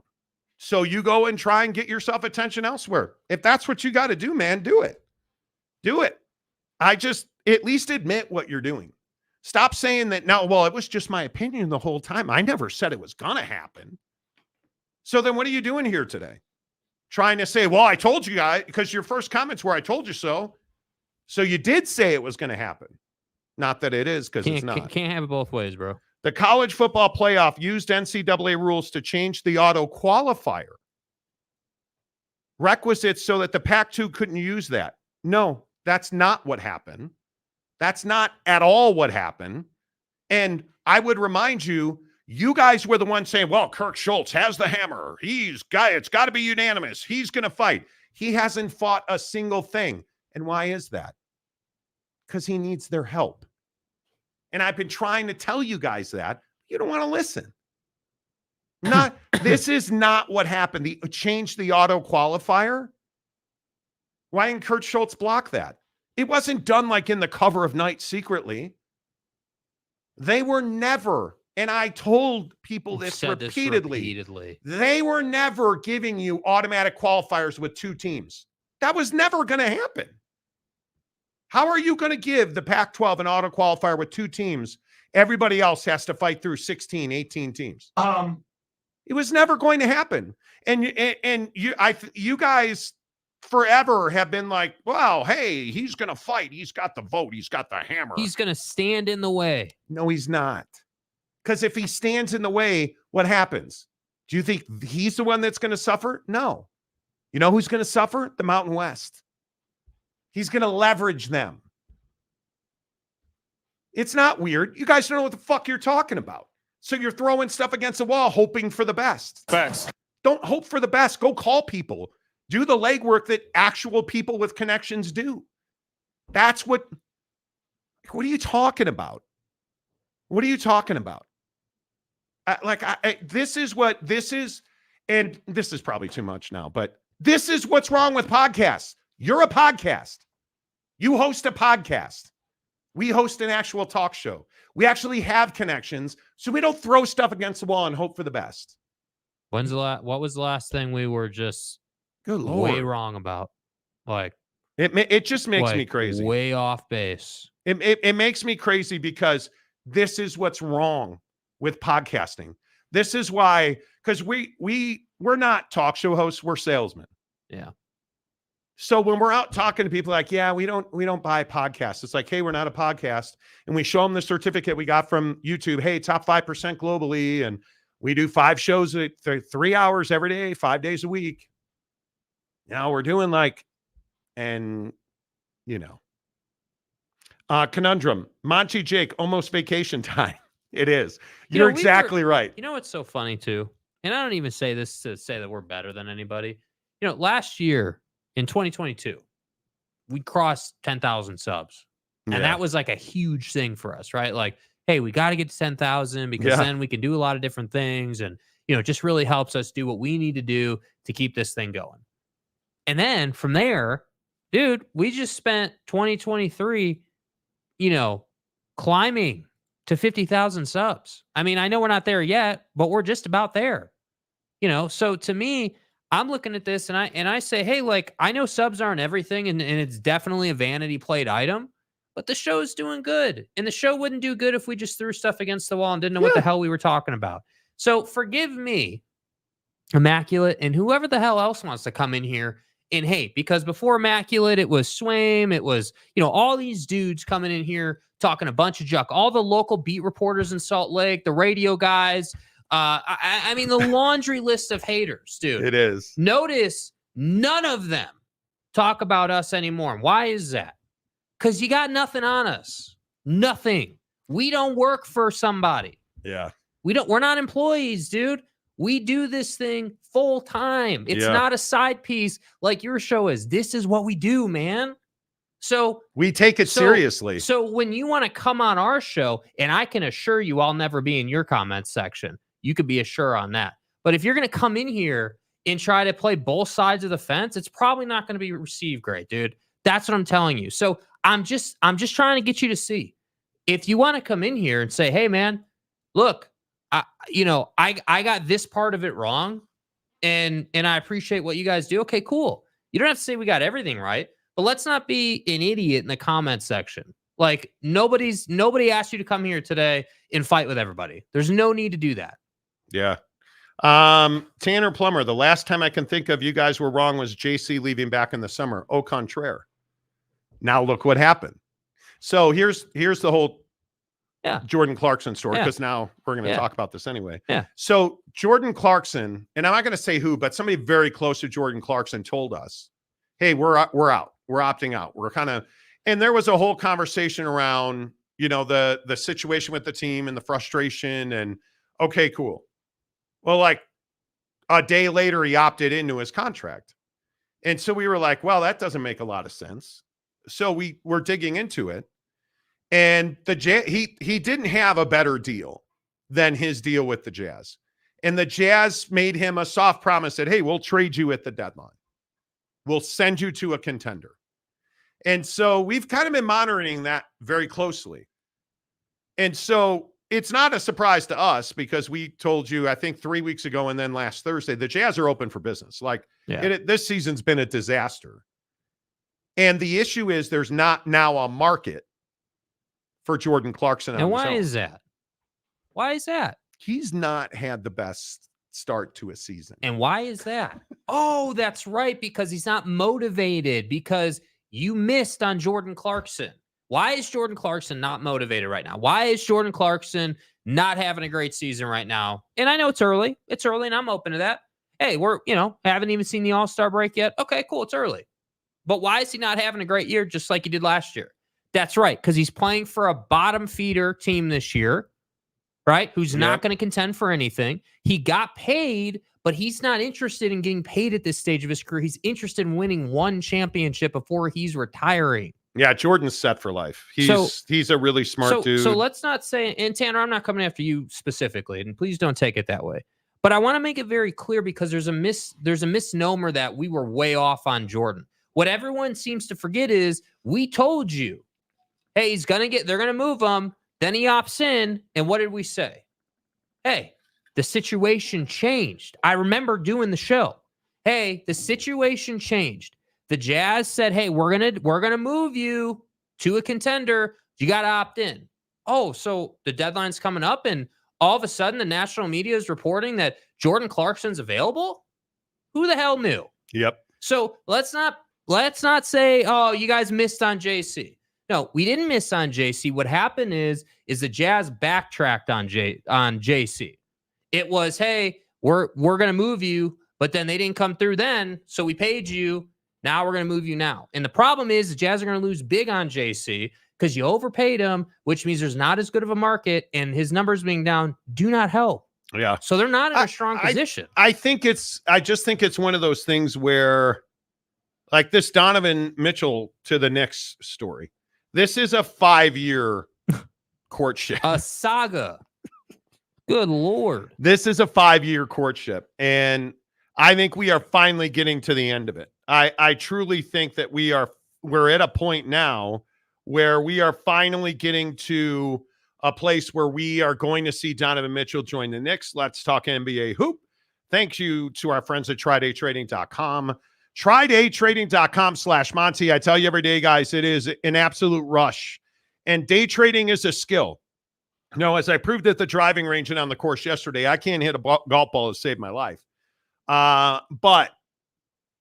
But we are making money at Tri-Day Trading. Mm-hmm. And watching your account build and grow in value, dude, there is nothing more rewarding than putting in the time and the effort to learn a skill and then seeing that pay off. TryDayTrading.com. Don't wait for the new year for your resolutions. Please get it done right now. Make the money you deserve to make, whether that's your full-time gig or your part-time or side hustle. TryDayTrading.com/Monty. They have a $10 30-day trial membership. Their $10 goes to charity. This month, it's an awesome charity. It is Sub for Santa. That $10 goes to Sub for Santa. So somebody who isn't going to get a Christmas gift, or they're going to get a Christmas gift from Tri-Day Trading, you get a 30-day trial membership. And after 30 days, hey, if it's not for you, walk away. You're clean, man. You get a $10 tax write-off. There's no obligation. There's no further cost, but trust me, you're not going to want to because it is an addiction. It is so fun. I am excited to go home tonight and look at the Japanese yen against the Australian dollar and buy or sell based on where the market's going. TryDayTrading.com/Monty. Make sure you tell them you heard about it on the Monty Show. Let's catch up on Super Chats. Paulo gave for $5. Happy birthday, Jake. Mine is Friday. I would like a Scotty Cameron putter. Happy holidays, guys. Hey, appreciate you, bro. Yeah, not everybody has great DNA, such as in like myself. Has that Scotty Cameron made a difference for you? Absolutely. No I think it is. It is. I was skeptical. I will say that. But I think that when it comes to putters, Scotty's just the way they build them, they just have more feel, and that feel helps you putt better. And I would personally say, and I know it sounds weird, but when you can feel the ball more as you're putting it, you have more control. Yeah. It allows you to hit the ball better. Totally agree. Pete, what's up, Pete? Good to see you for $5. I've tried listening to a few of Locked On shows. It was all opinion with no sources. That's why I like the Monty Show. Good work, guys. Listen, I want to be really clear, though, too. Like, I'm not interested in having we're a better show than Locked On. Locked On's not competition to us. They were not competition for Locked On Jazz. They're not competition on Locked On, whatever Big 12 label you want to throw on that thing. We don't view anybody on YouTube in the sports world as competition, because you know what the dirty little secret about YouTube is? If you listen to our show, you listen to their show, and you listen to their show, you listen to our show, and you listen to that show. And what David Locke's built on the Locked On Network is phenomenal. Yes. He's done a great job building a podcast network, and I say kudos to David Locke. Yeah. I mean, the guy has had a vision and a dream, and he's building it. If it was easy, everyone would do it. It's not easy. And it's not. At all. Brandon Butler, a member for 11 months. Let's go, Brandon. Appreciate you, bro. Let's go, Brandon. Happiest of birthdays, Jakey Two Holes. Jazz fans are going to need to be patient. Now get your dad something nice. I'm thinking something from Cubs spring training. He didn't. No, Jake didn't buy me. He didn't buy me a Christmas gift. We're gonna have it out at the end of the show. Be here for it. Okay, maybe the right thing to say is he doesn't have a Christmas gift for me. It's not true. Do you have it? Yes. You do? No. Okay. Not in my personal possession. So you don't have a Christmas gift for me? I have one of two items. Okay. Sean Rollins for $5. Mental clarity for $5. Timeout. Exactly. I get fired up about stuff. It's not the end of the world. It's not the end of the world. Mike Smith? Yes, exactly. I like that new podcast on YouTube called Locked On the Monty Show. Thank you, Mountain Mama. Well done. James from Oak State. Jake just nailed it. People do listen to multiple shows. Happy birthday. I just don't understand why we try to have this measuring contest, dude. Like, I don't give a damn, man. I hope every show does well. You know what the difference is, dude? And again, it's not better or worse, because I don't really care. It's hey, man, we're on this grind every single day. And everybody said, oh, well, you guys just do a little show. Okay, well, hey, now we're at 20,000 subs. Now we're doing 200,000 views a month. Hey, now we're at 43,000 subs doing 3.3 million views a month. Right? Yeah. We're just growing. It's just a slow arc up. I'm just telling you that it's one of those things where I hope you all listen to everything. Yeah. Including our show. You're not going to listen to our show every day because nobody does. There are some days you're here and some days you're not. And we appreciate any second or minute you spend with us. Hit the like button. That really helps the channel grow. We've had 2,700 views today and 100 likes. We appreciate that. We try to get 100 for every 1,000. So we appreciate that you guys support the show. But there are no bad shows because it's not up to us if our show is good or not. It's up to you. Right. Like for us to say a show sucks, that's why you never hear us do that. It's just not. But I do think I will say this. I will never advocate to jump in someone's comment section and start fights with other people. You want to come in here? I honestly, I don't even care about this. You want to come in here and you want to promote your show? Do it, man. I don't care. Look how many other shows have been in our comment section. Yeah. Tons and tons. And it's got to be over a dozen at least. Yeah. Of other and shows. There's nothing wrong with that, dude. Nothing wrong with it. Yeah, it is. Just don't come in here and start fights and then complain that you're getting beat on. Like, yeah. Mike Smith, 365 is good for info and interviews, but they're kind of dry. And those guys are classy dudes. yeah, man. they're great guys. It was good. We met them at Big 12 Media Day. Smoke's a good dude, man. Yeah, seeing those guys in person do their thing was awesome, man. Yeah. And I can't think of the other guy's name. I'm terrible. The Kansas. Yeah, KC Sports. Oh my God. No. Never mind. It's fine. OG Gary, you were wrong about supporting the Burst. Yeah, well, please. Sorry if you're offended by that. Yeah, we'll get to the NFL. Axe says you can't have enough sports. I agree. Dre says Locked On sucks. That's your opinion, dude. For you guys, your not for opinion, us. bro. Monty, so old that from 50 miles northwest of Detroit, I heard a young Chuck Swirsky, circa 1980, who didn't know in 79 who Thomas the Hitman Hearns was. Swirsky in 79 was around Jakey Two-Hole's age now. Remember Chuck Swirsky? Man. No. I think he's now the play-by-play guy for the Chicago Bulls. LFG, I could be wrong. Aaron, 365 is good, not as good as this show. Well, I appreciate your that, opinion, Aaron. dude. Yeah, they're good dudes. Yeah. Gumby Fresh Out. So we're a channel of showers and growers. That's what Jake says. Well, he's not a shower, he's a grower. That's right. Dre, 365 took you guys your whole concept. Shake my head. What do you mean? I don't know what that means. Dude, 365's been doing it before us. Yeah. Give them respect. I'm not even trying to gloss them. They're great guys. They do a great thing. I think if you want, honestly, my honest opinion is, if you want really just hardcore, edgy Big 12 coverage, that's a great place to be. And it's Baylor. Yeah, if you want hardcore Baylor, that's where you go. Dude. I mean, those guys. Yeah, those guys know more about Baylor than I don't really, and I'm not even criticizing it was a Dre. I don't know how they stole our concept. I think they just do a show. I'm not sure what, I don't think that happened, but could be wrong. Dean Allen, hey guys, thanks for making this great content. Thanks, Dean, on Facebook. Yeah, Appreciate you're welcome, you. bro. Boston Mapes. When you decide to expand and start a bunch of mini Monty shows, me and the mayor are ready to get to work. Yeah, damn right, you are. Let's go. 365 is biased towards G5 schools. What does that mean? Oh, Baylor. Baylor's a G. So see what he did there. Baylor's a G5 school. Should have fired Dave Aranda. Agreed, Big Blue Horses, but the young man needs to look up the camera once in a while and engage. What did Big Blue Horse? How did I miss a Big Blue Horse? What happened here? Can be dry, but it's good info. It is good info. It is good info. Locked On Connor Stallions Vacuum LLC. Boy, did Locked On Wolverines took a beating. They're not innocent. They're not.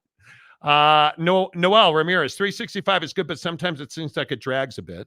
Okay. Yeah. Hey. Okay. Yeah. Steve, is he your son, Monty? He's not. No. He's. Nope. I found him as an abandoned baby. I figured, what the hell? My dog had just died, so I was like, well, what does it feel like buying a Scotty for a baby you found in a dumpster? What is that? What is that like for you? I mean, it must be very deep emotionally. It is, because I can't threaten to throw your ass back in that dumpster I found you in anymore. You're 30 now. Hold on. Don't you have live video of when I came out of the dumpster? Why do you do... Why, Jake? Why? Oh, my God. Oh, fucking God. It was a rough time. I was a little hairy. Didn't know what a razor was. I took him home and shaved him. Oh, that video is going to live forever, dude. Forever. Tanner, when's the big 3-0 party for Two Holes? Don't think we're having one, dude. Tuesday night? Wednesday night?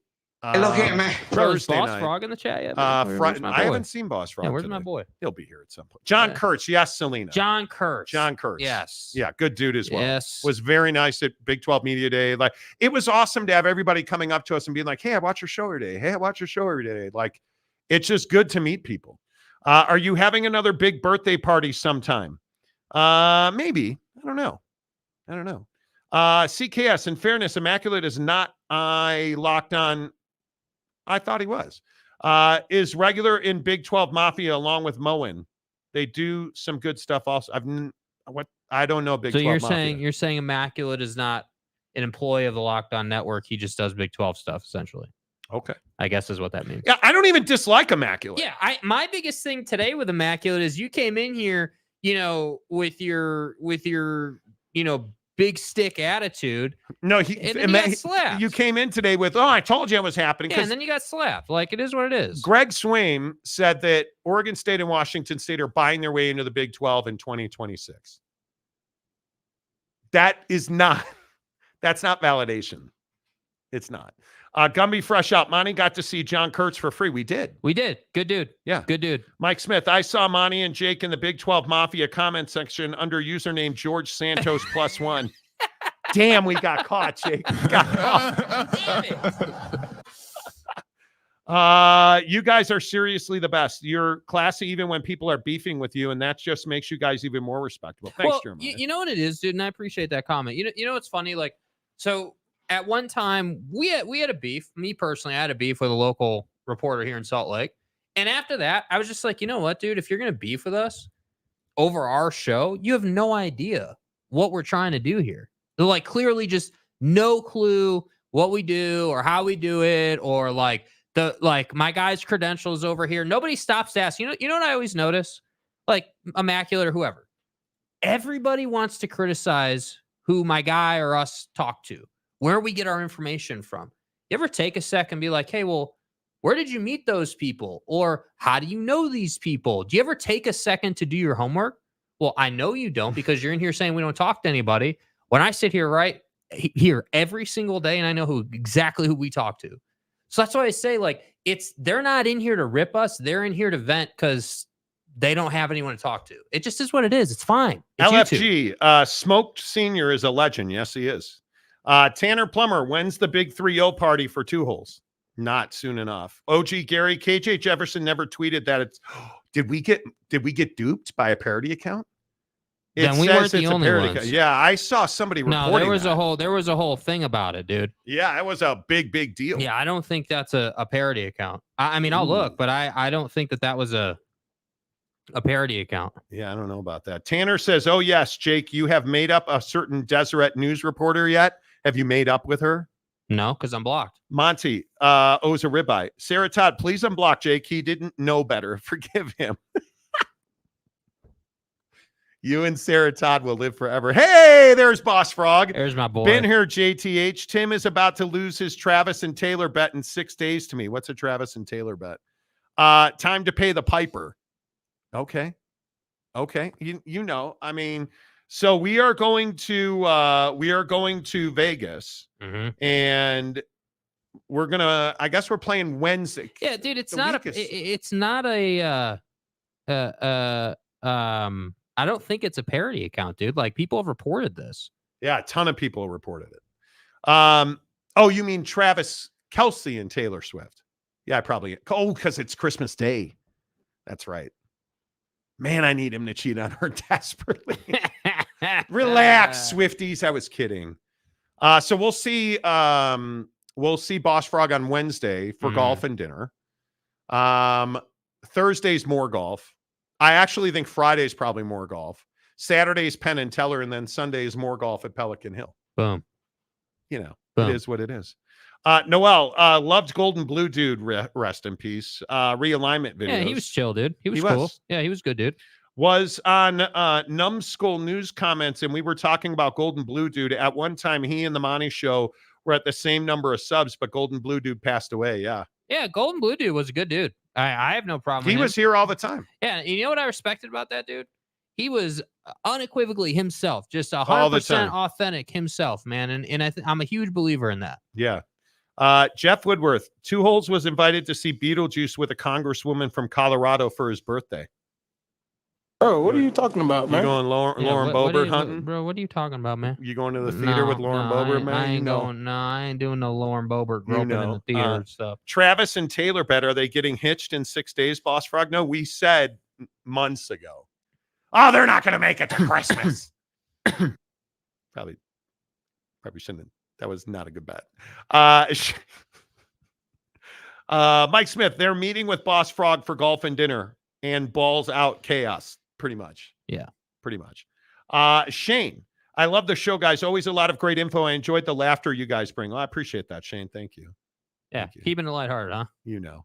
I thought it said in the bio it was a parody account. Maybe it was a cover-up. I could be wrong. You know what it is, too, Gary? I don't know. Dude, X is so deep now that it's like, who the hell knows? I mean, if it didn't come out of KJ's mouth specifically, like, who the hell knows? There's a projection. I think it was that they might be under $1 billion in advertising in the first quarter. Yeah. I don't know how long. I do not know how long. Not that we're getting into it today, but the thought that just keeps racking my brain. What happens when Twitter dies? Then what? Dude. What's next? I don't know. You telling me we're all going to migrate over to Threads? I don't know. Phil Fenzer strippergram for Jakey birthday? Should have been. Should have been. CJ Vance, great show as always. Enjoy the content. I really enjoy the sports and non-sports content. Thank you. Yeah, well, we have a best of non-sports coming for you, so make sure you don't miss that. KJ going to wear the purple and black anytime soon. I think I have Bryles on speed dial. Damn, bro. Don't you know who I am? Hey, boss, you missed it earlier. We were talking about TCU just dominating the transfer portal. Like, it is wild to me that the Frogs have just, I mean, it is really, I don't know, is impressive too big of a word? I feel like when we look at what we've seen from even, like, you look at the Big 12 schools, we have not seen anybody win the way that TCU has won. And I think it's going to be interesting to see, exactly how all of this turns out. But you look at some of the names going to TCU, like Bless Harris going to TCU is no small thing. It is no small thing. Like, I think it is huge that you're finding a way to win in the portal. And you cannot allow what happened last year to happen again, right? Like, I think the Drake Dabney signing is a big deal. You just can't, like, Braylon James is a really good pickup, skill and talent on the outside. That's a huge pick. Donovan Sanders, a safety, is a huge pickup. Like, I look up and down the list, and everybody's like, well, he played at Cal Poly. Doesn't matter. Like, go look at the tape. The kid's a football player. Like, yes. Cooper McDonald, the linebacker's a football player. Yes. And you look at, just any of these like the offensive tackles, the inside offensive, Carson Bruno, I think is from Louisiana Tech is a really good pickup. It's a really good pick. Like, TCU has had a very good portal, and it's going to be interesting to see where all this plays out. Now, I also think you look at UCF is losing dudes. Like, there's a lot of big names in the portal, and it'll be interesting to see, like, where does DJ Lundy from Florida State end up? I think that is a big name in the portal today, because I think the kid can really play. Obviously, he's not Malachi Nelson, the quarterback at USC. Sure. But I think there are some big names, like Trey Watson, the tight end from Fresno State, can play. I still think, like, there's a lot of talent in the portal. I still think it really comes down to developers, though, man. And that's my biggest concern for guys like, Lincoln. I know you can make a quarterback, dude, but can you develop that defense? Because as a head coach, you got to be able to develop both. And I look at Ryan Day. Can he develop a quarterback? Now, obviously, he's done it. He's put NFL quarterbacks in the league who's productive, most notably CJ Stroud right now. But I just look around college football, and it always seems like tried and true Nick Saban's always got one. Always got one. And when he doesn't have one, he makes one. And that's what I think really defines who had a successful portal season. Because we can go down these numbers and we can say, hey, like, Dion's got all these offensive linemen, and, like, Buddy in the SIP is doing really well. And, Buddy in the SIP. Yeah, Mr. First Team All Tarmac. Yeah, he's doing really well. But if you're not going to be able to beat, like, the Georgia game for Ole Miss, that's embarrassing. Well, the way you got beaten that game is embarrassing. I mean, I understand you're not going to beat Georgia, but make it competitive. I mean, Auburn made it competitive with Georgia, and you couldn't. I also think that we put a lot of heat on the portal, and I still maintain that if we're gonna talk this much about the portal, it cannot be the only way you win. Because I'll just point this out again right here, man. You look at you look at the top 25 recruiting classes. What do you notice? That the college football playoff seemingly translates. Georgia, Right? Ohio State, Texas, Florida State, Alabama, OU, Notre Dame, Miami, But Auburn, look at Florida. Notice Michigan. 13th. You think because there's some skepticism? There's a lot of Right? skepticism. Right? But I point this out, you guys, because you look at the names on this graphic, the big boys are always going to have the most talent. Look at Fickle, Wisco, 20th in the nation in Yeah. recruiting. Nebraska, again, you guys, Nebraska 25th, Kentucky 24th, South Carolina 23rd, A&M 22nd, Texas Tech 21st, and Tech has had a really good portal too. And he needs one, dude. I wouldn't go thinking that Joey isn't having a good portal because this is what I say, dude. You look at the Big 12 and guys like Joey McGuire, dude. Your life is on the line here, man. You cannot have some dumpster fire of a season again. I look at the portal, and Caleb Douglas is a really nice pickup. Talented wide receiver. That kid can play. You look at some of the other stuff that he's gotten, like Davion Carter, the offensive lineman from Memphis, is not a small get. It's not a small get. Jalen Conyers from Arizona State's not a small get. Josh Kelly from Washington State, not a small get. Oh, and I think, talking to guys like Jaron Branley at Big 12 Media Day this past year, like those guys are fired up, man, to go and compete for what they thought was going to be a possible Big 12 championship game berth. That's what Texas Tech's expectations were as a team coming in. And I only say that because multiple players rolled that out. I mean, and they had no hesitation about saying that. And I can tell you that Jack Burgess, the punter from Weber State, that kid can kick. Yes. He can really kick. So I don't know. I think that the Big 12 is not the truck stop conference everybody would have you believe. And I think it is Texas, destination, in my opinion. Dude, Texas and Oklahoma leaving, I think, caused a lot of people to say, the Big 12 is going to take this huge step back. Ooh, Geno Smith active tonight. Oh, nice, dude. So he's probably going to start. Jalen Hurts is playing too. Let's go. Yeah. Let's go. I am, yeah. Anyway. Yeah. Let's get a couple more of your comments because then we got to get to the Knicks and Donovan Mitchell. I think that's a big story. Let's see.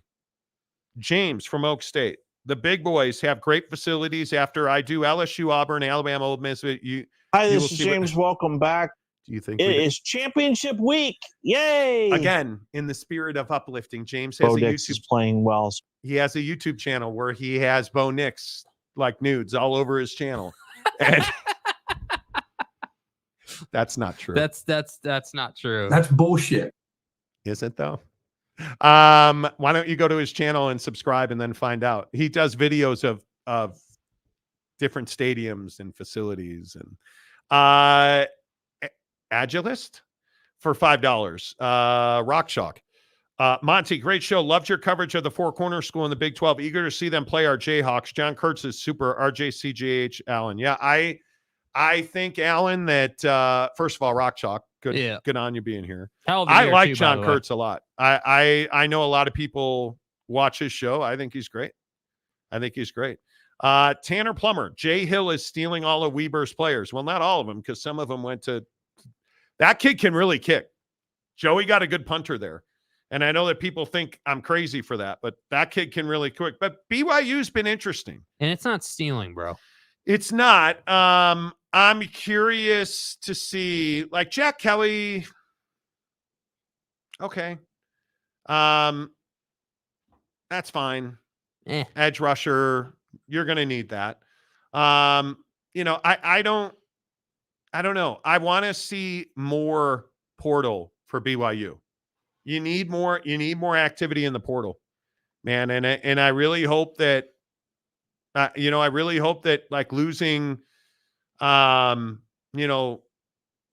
You're not going to cry over Soldier Mayava. You're just not. No, you're not. Right? But John Henry Daly can play football. And if he goes to Utah and crushes, you're going to be disappointed in that. There's no doubt about that. But like you're not worried about, Dylan Rollins or like I think Miles Davis is staying if I'm not mistaken. But you need more activity. That's what I'll say. You need more activity. It's as simple as I can say it. So, all right. Don't forget the Monty Show is always presented by the Advocates, theadvocates.com. Yes. See, what happened was my mind locked up because I was going to say, don't forget tomorrow morning we're doing a morning show. We are. And then we're out. Best of starting on Wednesday. Every day for the rest of the year, we'll have a best of for you. And it's all brought to you by the Advocates, theadvocates.com. They're working with our good friends at the Road Home to provide clothing for those that are unsheltered. And you guys, I'm an idiot. I just want to put that forward. We were at the driving range this morning at 8. And it was 27 degrees out. And it was cold, really cold. I had on multiple layers. I had on fresh kicks. I had on a nice pair of warm socks. Beanie. I had on a beanie, a jacket, a short sleeve hoodie, a base layer, all that stuff that we take for granted. Homeless people don't have access to that. And just because they don't have access, is it 65 degrees and sunny? It's not.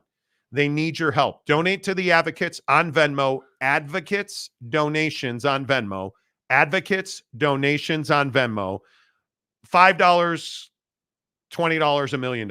Whatever you have between the couch cushions. And listen, I know you're Christmas shopping. I know that you have bills to pay.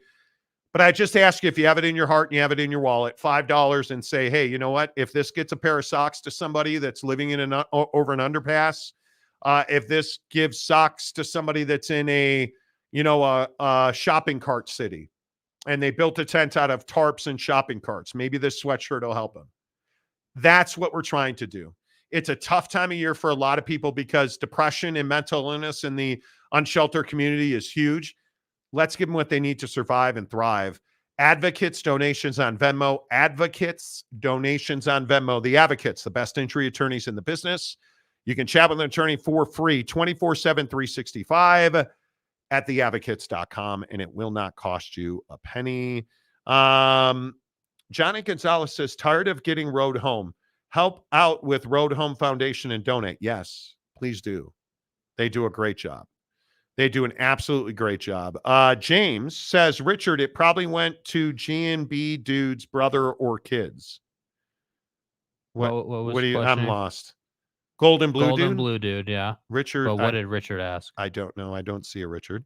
And Donuts, how the heck are you? What's good about the portal? It gives kids buried in a depth a chance to play. It does.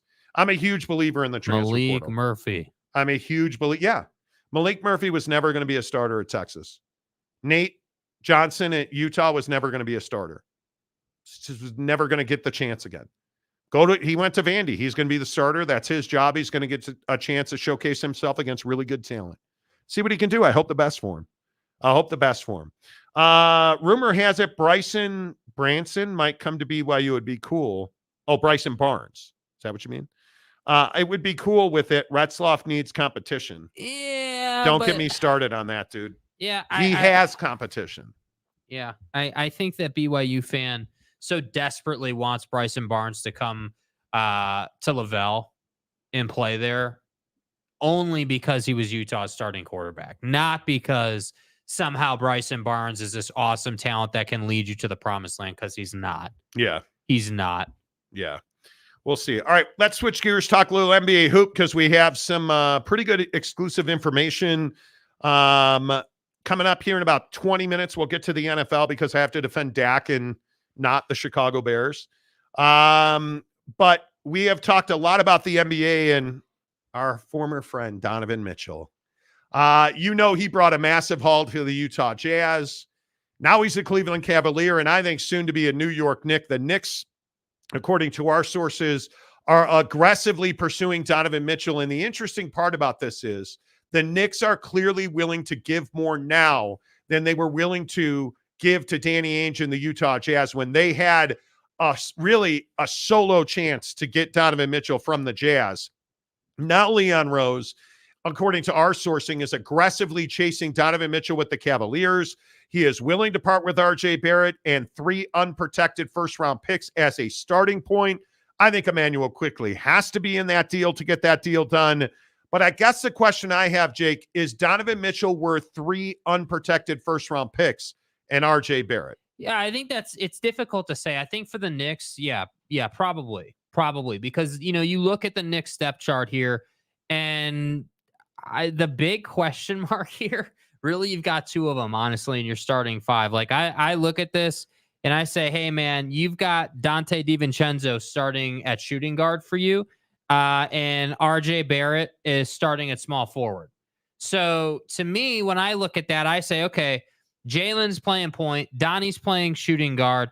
If you send RJ Barrett out, okay, cool. I guess you'll start Josh Hart at small forward. You'll have Julius, and then whatever you want to do at center.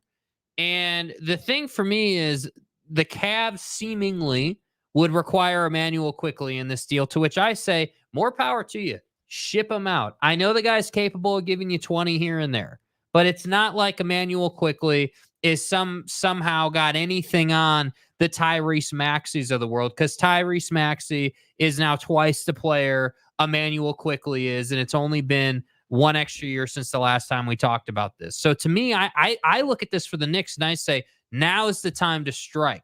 And furthermore, and again, this is just my opinion, not saying we're being told this, but I look at guys like Danny Ainge and the Jazz or other teams that are high in the draft, not winning this year teams. This is the type of deal you want to be a part of. Major Eastern Conference activity that you can benefit from. And whether that's picks or adding a strong addition to play with your building blocks, whatever that case may be, this is the type of deal you want to be a part of. So is Donnie worth 3 first-round picks, let's say? Yeah, to the Knicks, I think he is, because I think in the East, if you add Donovan Mitchell, you're right there at the top of the chart. We know that. But I don't know that Leon Rose is willing to pull the trigger on that, because he seemingly never does. That's my concern. I think he's ready. I mean, just looking at the makeup of the Eastern Conference, he doesn't have the artillery to compete.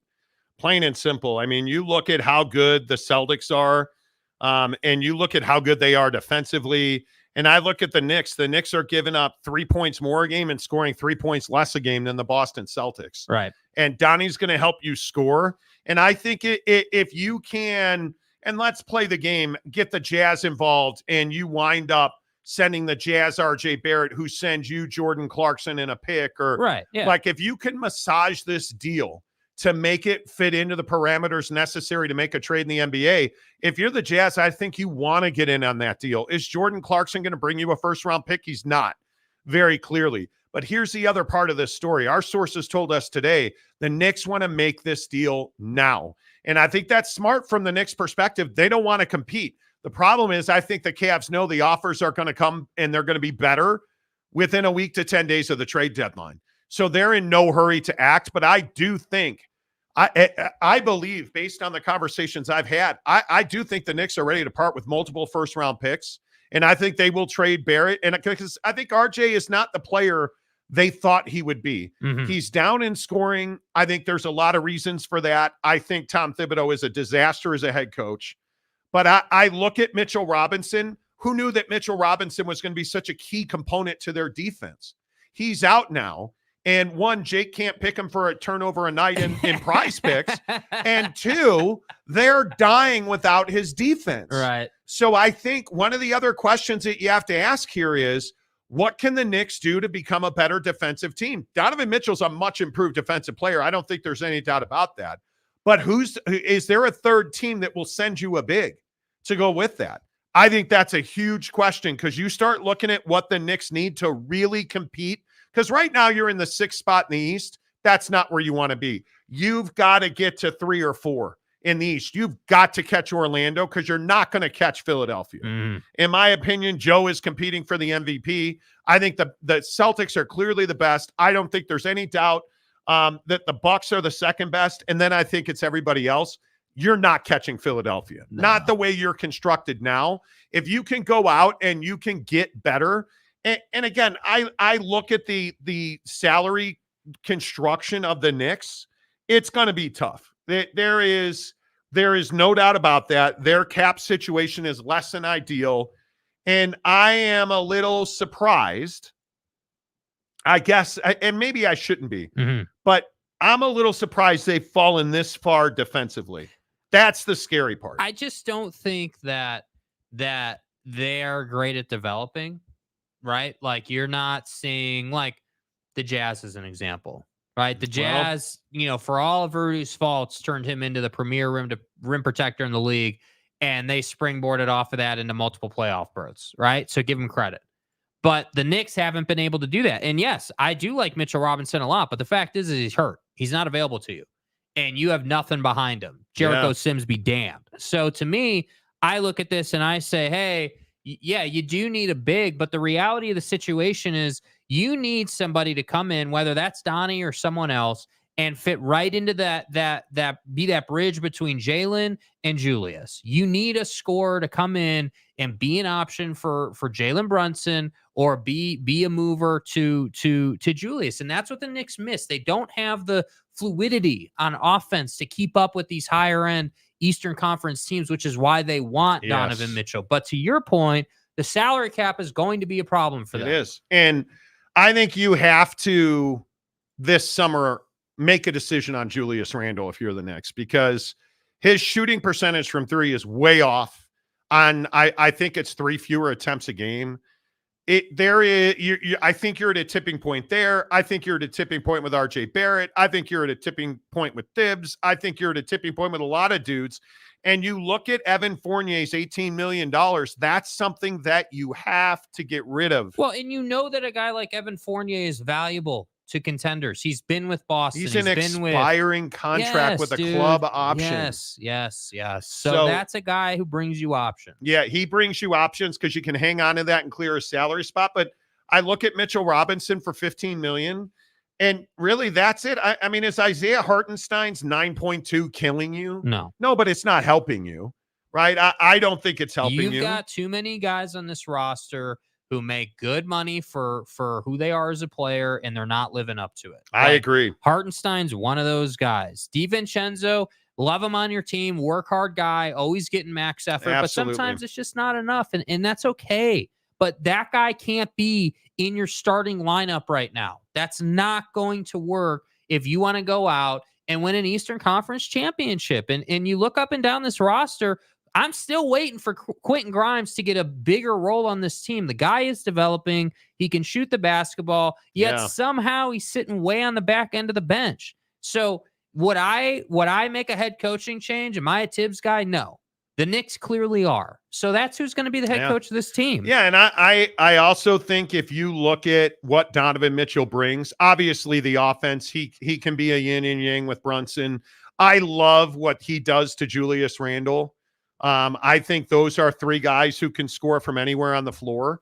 I'm a huge fan of that, but you know what? I think you're in a position where you have to be decisive here, because I look at the situation with the Jazz, and it's a little concerning, man. I look at where they are. I don't think you want to be where the Jazz are. I don't think you want to be where the Chicago Bulls are. See, I think this is a question that's very much up in there. Where are the Jazz? Because I don't think anyone's got a real good idea of where they are outside of the fact that they're just simply not contending. They're not like, my opinion is you've lost direction in the build right now. Like, okay, we overachieved last year. Like, everything's great. We're moving in the right direction. And then this year just feels like, yeah, we drafted Keontae George and we drafted, all these guys, but we haven't moved forward. Yeah, it is a real paradoxical situation. And I look at this Knicks situation. I think both of these teams are being drugged by the fact that they didn't make the trades they should have made at the deadline last year. And Jordan Clarkson's one of those. I mean, I look now at this Knicks situation, and they should have made the Donovan Mitchell trade with the Jazz. But for the Jazz, they turned that trade into a huge deal for them. Mm-hmm. And now you're trading Lauri Markkanen, and I think it is a product of the fact that you did not trade Jordan Clarkson at the deadline last year. You were not free this summer. You were not mobile this summer. I think you made significant mistakes at last year's deadline that have to be corrected at this year's deadline. And here's my question with that. And I'm not saying it's one way or the other, but this is the question I have. Who decided that? Because the media said it was Ryan Smith. Yep. Now, I'm not saying it's Ryan Smith, even though that's, to me, what everyone's opinion is. Everyone said, hey, Ryan loves Jordan. Ryan tweeted, we're never trading Jordan Clarkson, even though that's a crock of crap. Ingles, anybody? You are Joe Ingles, yes. You are trading these guys. And so my question is, and again, and I know this is a whole saga we could go down, probably ain't got time today, but if you don't move Jordan Clarkson at this deadline, now I'm going to start talking about Ryan Smith. Now I need to start wondering, okay, is Ryan standing in the way of a man who's rebuilt many teams and won championships doing it? Is Ryan Smith willing to spend the money to win a championship? Is he in a position right now to spend money? Because I look at some other teams in the West. I don't doubt Mark Cuban and the Mavs. I don't doubt the rebuild going on in Houston. I mean, we're looking at it in Houston right in front of our faces. Look at Ishbia, dude. I mean, the Phoenix Suns, even though Brad Beal's been a disaster at this point, he doesn't get the Lee at the end of his name. He doesn't become Bradley Beal till he stops acting like a human triage. Facts. But I look at the owners in this league that are willing to take calculated risks. That's Mark Cuban. That is Matt Ishbia. That is not Ryan Smith. That's the Lakers. That is the Lakers. It's not Ryan Smith. And I look at where the Lakers are at. The Lakers are in a very interesting position as well. And I just don't know where you I look at the Jazz situation compared to the Lakers situation, right? The Lakers have all these expectations, a championship or bust every single year. You know, Rob Pelinka's a guy who's constantly under the gun, constantly under the pressure of a major market, like constantly under the pressure of Bron being the center of your team, even though it was supposed to be Anthony Street Close Davis's team. It's not been yet. And it's never going to be. And it's never going to be. That's absolutely right. Like, look at that situation. And then look at the Jazz situation and tell me that whether it's Ryan on his own or the entire front office team, I don't know, the Utah Jazz are way too nice about the trade deadline. The Utah Jazz are not being cutthroat enough about this rebuild. That's my fear. So is it Ainge or is it Ryan Smith? And I think it's Ryan Smith. Listen, I'll give Danny Ainge, Kelly Olynyk. There's no way, shape, or form that he's the reason they didn't trade Jordan Clarkson. Sorry. I'm not buying that. I've heard that too many times, and maybe I just don't know what the hell I'm talking about. But I look at that situation. Jordan Clarkson was ready to move on. He was ready to move on. And then I think he went out and found out the answer he probably didn't want to know, which is there wasn't a major contract market for him. There was not. Because if there was, he'd opted out. And I think that he represented something to the Jazz. And whether it's jersey sales, whatever it might be. And I think they just handled this poorly, period. And so now you're in a spot where, again, brings me back to the original point. Hey, the rebuild's off track. I have no problem saying that. You're now in a position where you've got a roster of dudes. That's it. Like, just names on a roster sheet. Like, I like Lauri. Love his reliability. When he's playing, you know what you're getting. Yes. And I love that about him. Love the energy. Love the way he plays a game. But the problem is that everybody else around him, I don't know necessarily what I'm getting out of Agbaji. Is Agbaji going to get the chances he deserves to shoot the three ball out of the corner on a nightly basis? I don't know. Because Colin Sexton's too busy trying to be Mr. Tough Guy driving in the paint constantly.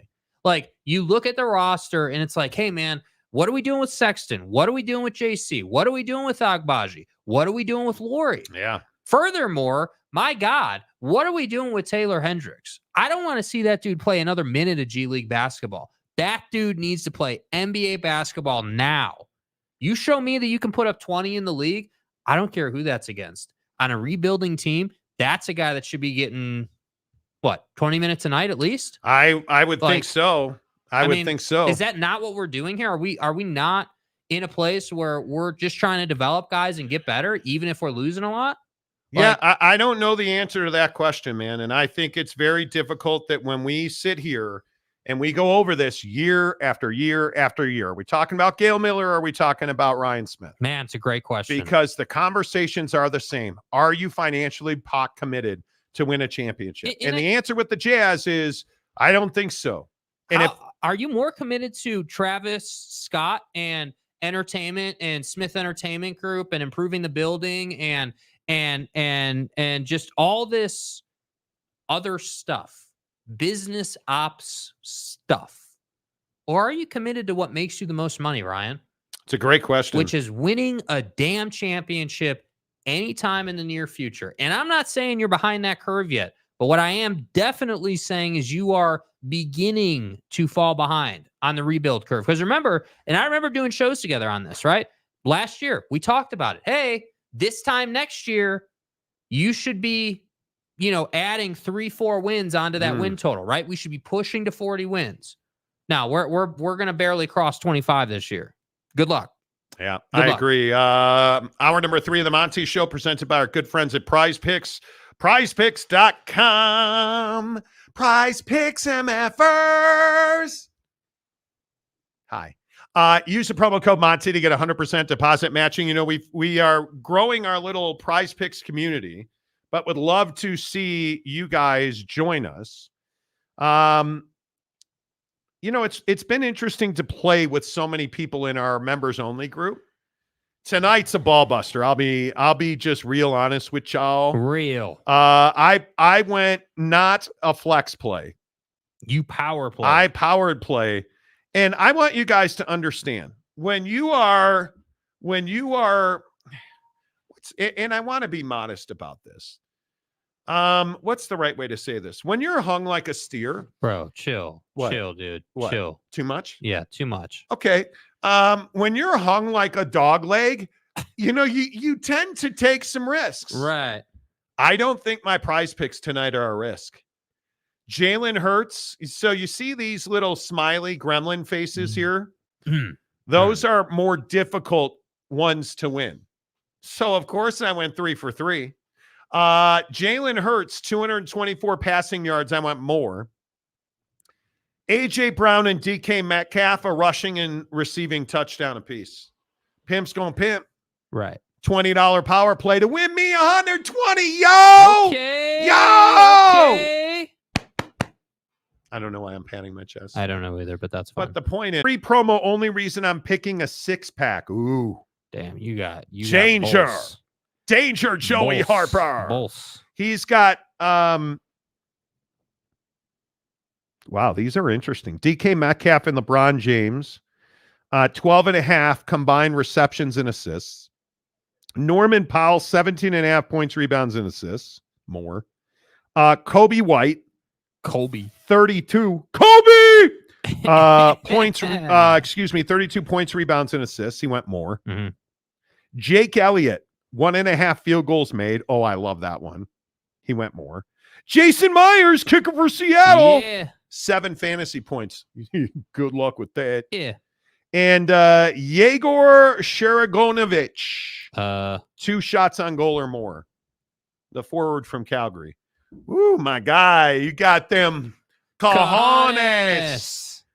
Joey Harper putting it on the line, man. I'm all here for it. Jeff Woodworth, Mike taking a Monty mid-show pee break. What? I don't know. Did he? Did he? I like how that's become a thing on the show, by the way. I haven't had to lately because I've been woodered. Wooderized. Had an entire Gatorade after I got home from Galf.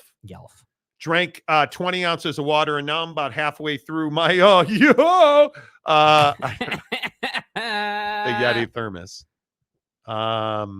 Joey Harper, the dreaded lag. What's the dreaded? Oh, no. No, don't. No. Buffed out, buffering, frozen. Stop it. Are you serious? God. Oh, no. Boss So Frog, which has some really nice golf courses. Ooh, golf courses. Fayetteville. Why are we talking about Fayetteville? I have no idea. Brett Stubbs, in my opinion, team is unwatchable if Lauri isn't playing. The Dallas game crushed my soul. Brett? Dude, you are not alone. I hate to say this. They're going to trade Lauri Markkanen. because I think I think Lauri on his own does not bring you a wealth of picks.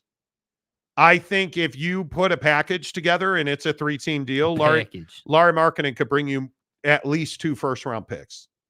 And maybe it's a Nick Cav deal. Maybe it's, although Leon Rose is said to be in a death spiral with Danny Ainge. Because, and listen, I think that again, we like to say Danny Ainge. And I think he absolutely won the Donovan Mitchell trade and the Rudy Gobert trade. Agreed. Well, and see, this is the thing. Thank you for saying that. Why have you not traded Jordan Clarkson? Right? Hey, you won on Rudy, you won on Don. Oh, but we don't want to trade. We don't want to trade JC. Nah, I don't want to trade JC, dude. Yeah. Like, what are we doing? I think there's going to be a lot of pissed off Jazz fans when they trade both Clarkson and Markkanen in the same deal. Yeah. I think fans are going to be pissed. I don't see them trading Walker Kessler. We've talked about this, and a ton of people have DM'd me on it. I don't see the Utah Jazz parting with Walker Kessler, but there's something not right with Walker right now. I don't know why he is not starting. If you saw him Saturday night, you should be terrified. Right. Because you look at where this team is, and what are they, 9-14? 9-17, the Utah Jazz. Uh-huh. They lose badly on Saturday night, 125-104. Uh-huh. Walker Kessler comes off the bench to play 18 minutes, a -28. 1 block, a turnover, an assist, and 3 boards. What the was that?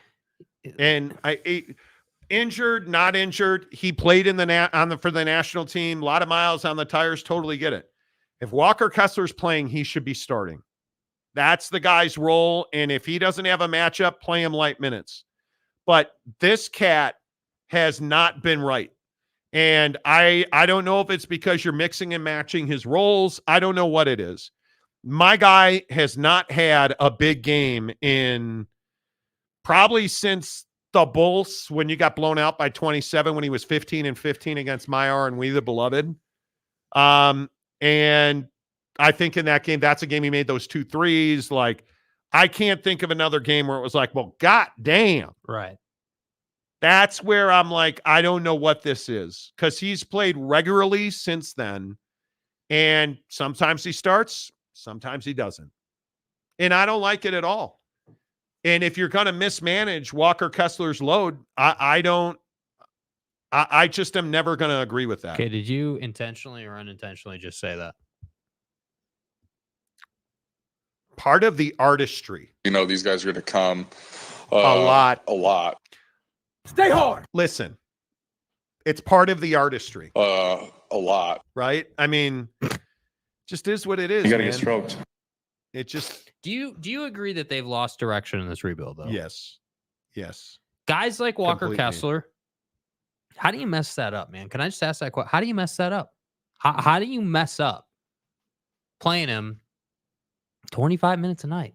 Like, play Walker 25 a night, play Lauri 30 a night, and in the competitive games, 35 a night, and mix in the rest. Those are the 2 guys. Like, I maintain, and I know Taylor Hendricks has had a small sample size. I'd be running him out there at least 20 a night. And if he keeps performing, bump those minutes up.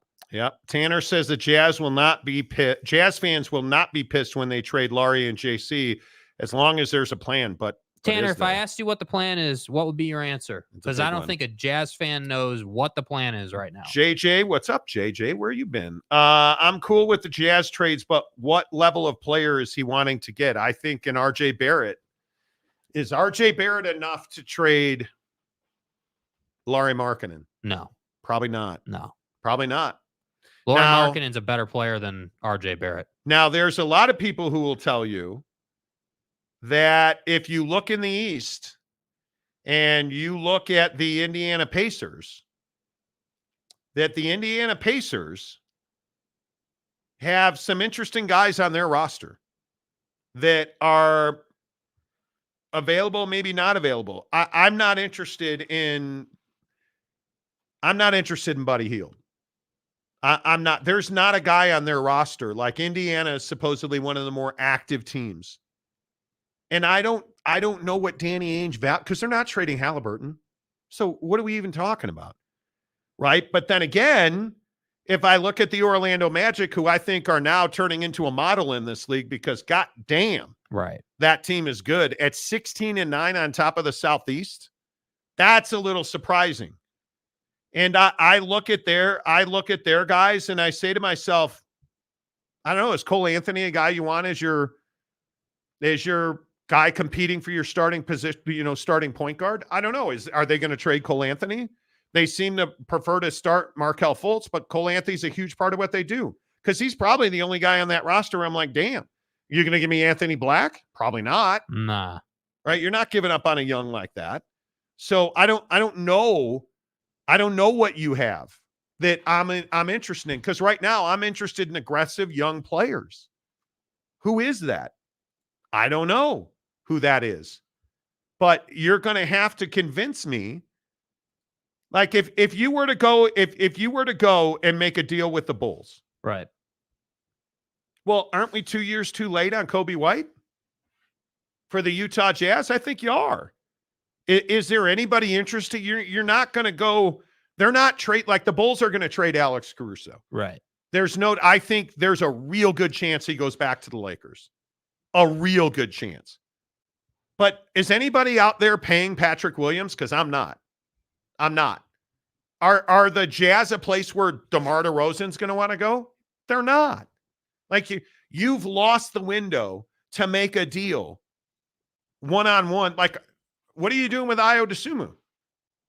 Again, all these teams have one guy that if I'm the Jazz, I'm like, Cole Anthony, let's talk about that. Ayo Dosunmu, let's talk about that. Right.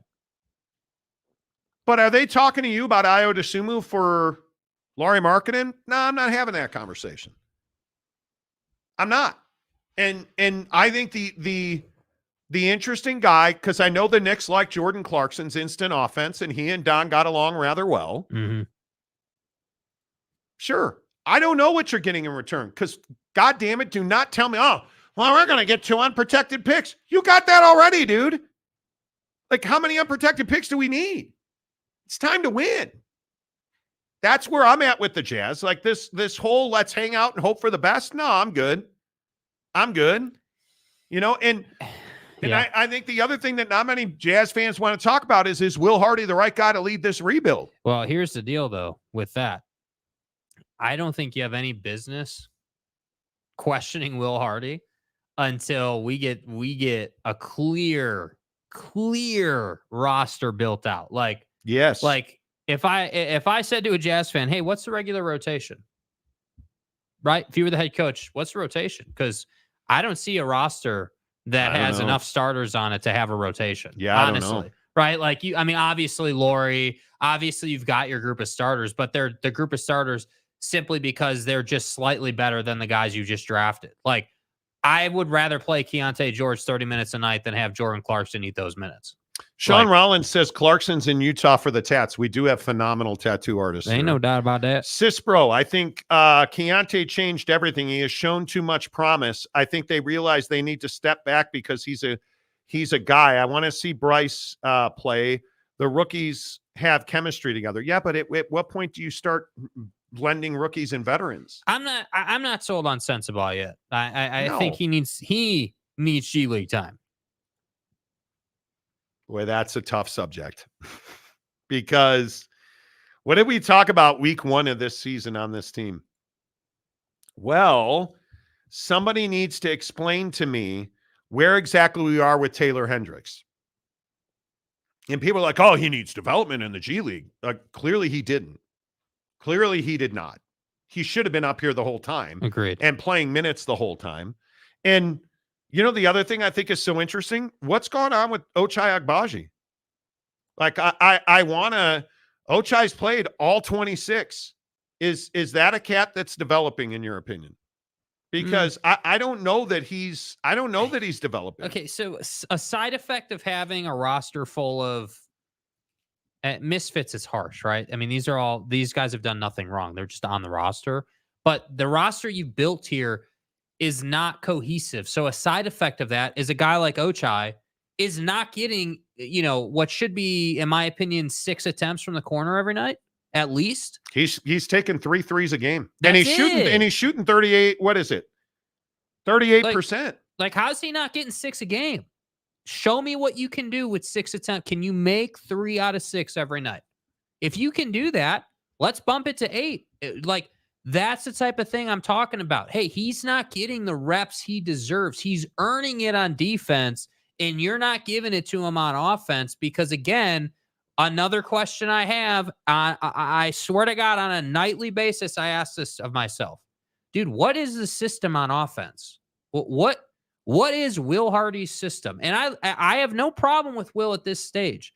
But my only question is, what is your system, dude? Because on some possessions, it's a motion offense. On some possessions, it's what are we doing? But I also talked to an NBA guy today who told me that the Jazz are going to be patient with Will Hardy. He's their guy, and they should be. I'm not. And let's make this really clear. I'm not sitting here telling you to fire Will Hardy. The expectations got to go up. The expectations got to go up. Ochai Agbaji, the Walker Kessler thing.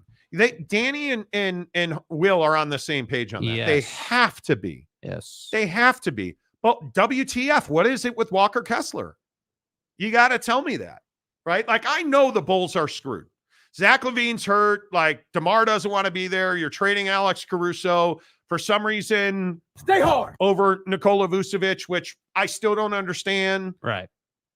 And Patrick Williams is still here, and Ayo Dosunmu's not playing. I have no idea what the Bulls are doing, right? I truly don't know. And that should not be the case with the Jazz. That should not be the case with the Jazz. Tanner Plummer, man, now I miss the drama-filled shows of talking about Don and Rudy teams and how that team wasn't going anywhere. Yeah, we didn't know what we were talking about, though. It's depressing, but it's not as depressing about what's happening now. That's the thing.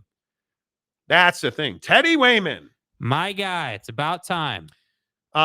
Sup, guys, can't stick around. I'll watch the show later. Happy birthday, Jake. Great takes on the Jazz as usual, Teddy. Hey, appreciate you, Teddy. Thank you for we making need to the get effort. you. We need to get you your ribeye.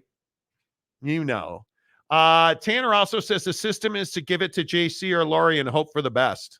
It's often what it burns down to. It really does. And this is my other thing. Like, God, and I'm not sitting here saying it's Will because I don't even believe it's Will Hardy.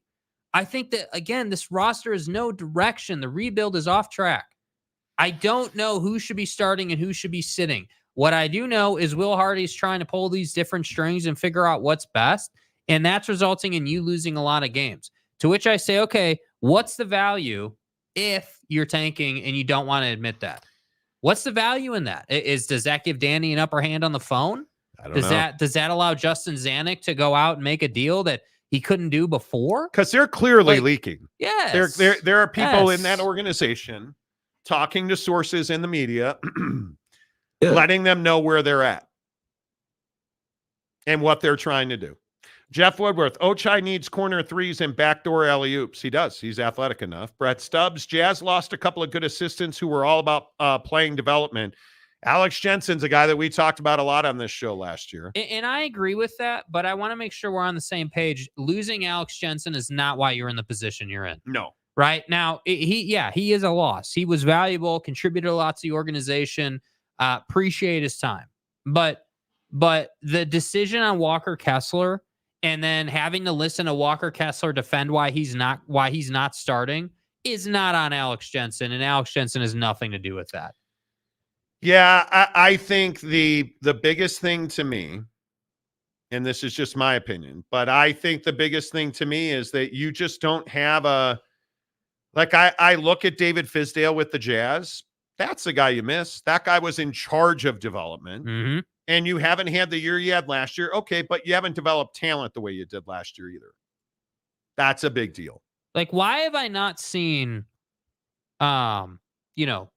Walker starting at the 5, Taylor Hendricks or Lauri at the 4, Taylor Hendricks at the 3, right? Ochai at the 2, and Key at the 1. Key, right? Key. Why have I not seen that starting lineup? OG Gary, Jazz need LiAngelo. No. Everybody needs LiAngelo. Jeff Woodworth, need AJ Brown to do nothing today or my fantasy season's over. Screw you. Your season's over. He's cashing. Prize picks be damned. Bless down. Capazzo, my guy, what's up? The Jazz have a plan. It is to suck it up so bad that the fan base gets pissed off and gives Ryan Smith a reason to move the team. Okay, another topic. Help me understand this, Ryan. Why have I not heard you come out and deny it? Because he's trying to move to Draper. Why wouldn't he? If you could get a piece of that, Draper, Utah is 20 minutes south of downtown, and there's a huge complex where an old jail used to be. Right. The old prison. Yeah. And it's being redeveloped. If you can get 5 acres to build a stadium, you wouldn't do that? No, but yes, I would do that, but here's my thing. It's not as simple as that. Okay? Well, so I'm a simp. Yes, you are being a simp about this. Okay, thank you. Ryan Smith, you can do whatever the hell you want if you're winning. You're not winning. And if you want to move the team while you're bad, I'm just telling you, it's not a great look, dude. Okay, I don't give a damn if it's cost savings. The All-Star game was supposed to make you a bunch of money, dude. Yeah, but right? He dumped a bunch of money into it. Well, too bad. Yeah. That's you're a billionaire for a reason, right, Ryan?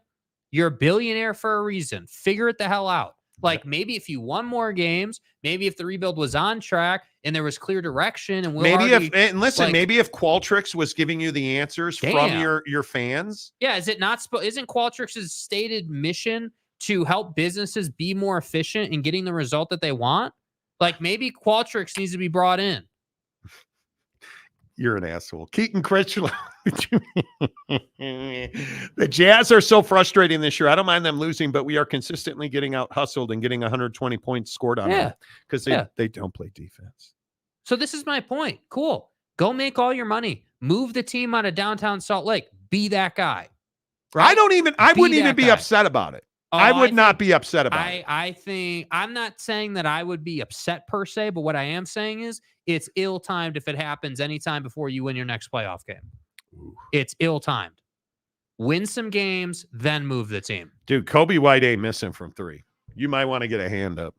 Do you agree with that, though? Like, am I the only one who feels like, hey, it's not a bad thing to move him to Draper, let's say, or whatever, whether it's that spot or wherever the hell you want to move him to, right, in the state? But don't do it now. But this is not a guy in Ryan Smith that's been transparent about anything. Why would he doesn't? I think Ryan Smith will win an NBA championship on his own timeline when he's damn well good and ready to do so. Yeah. Wow. And that timeline, I think he wants to make more money on his building. And I think, what are you, 5 years away if you broke ground today, probably?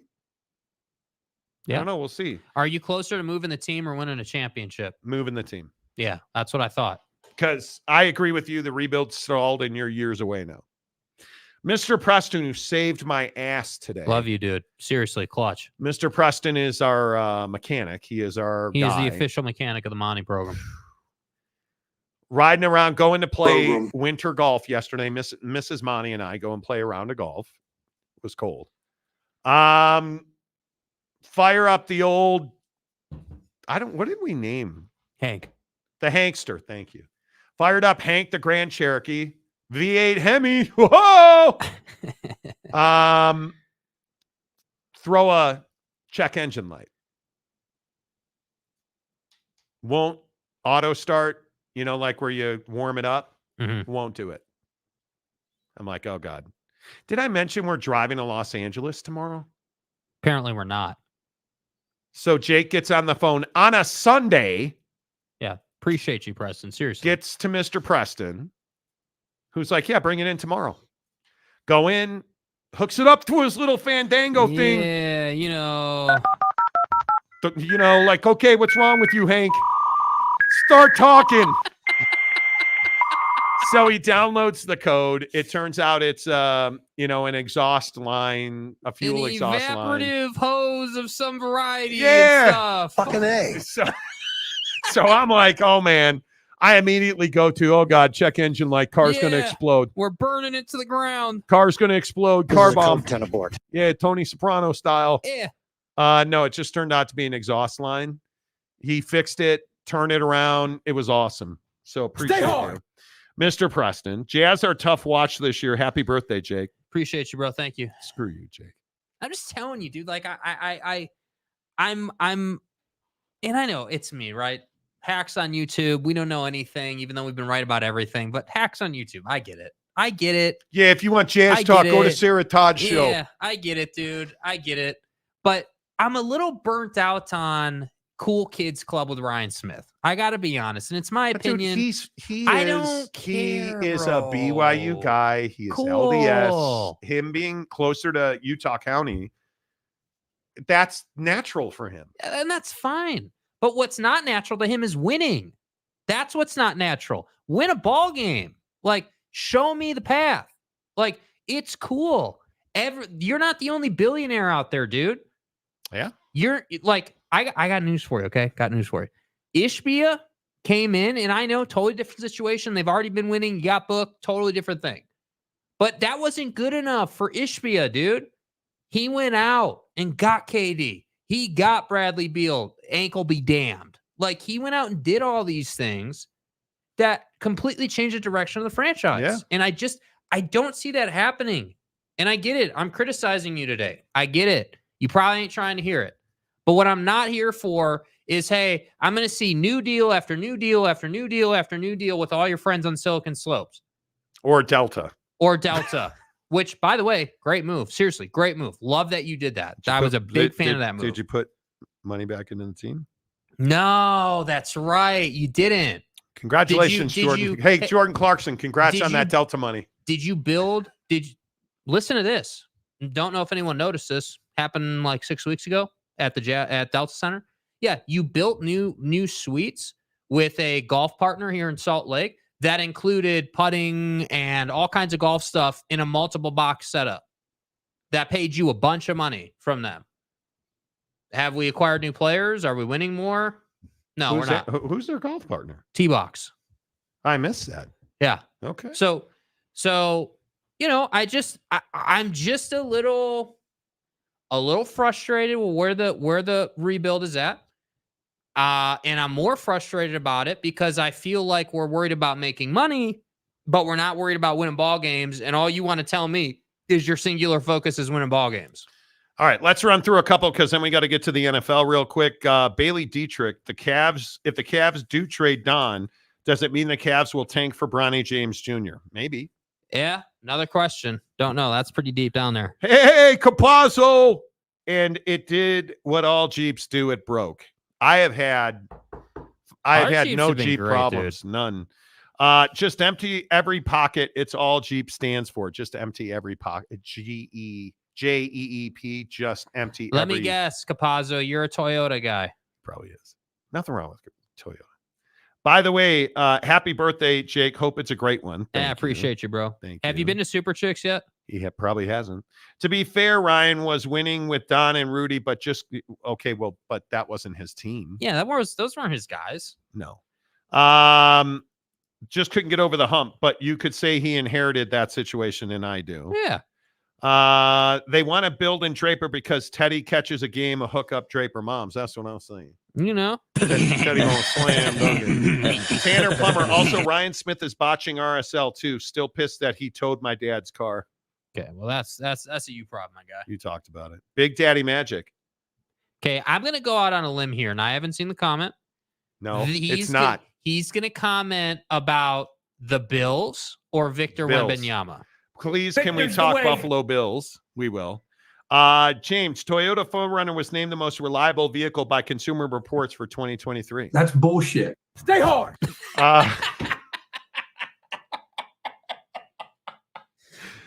Big Blue Horses. Happy birthday, Jakey Two Holes. Watch Godfather, you shankopotamus. Yeah, I'll work on that, dude.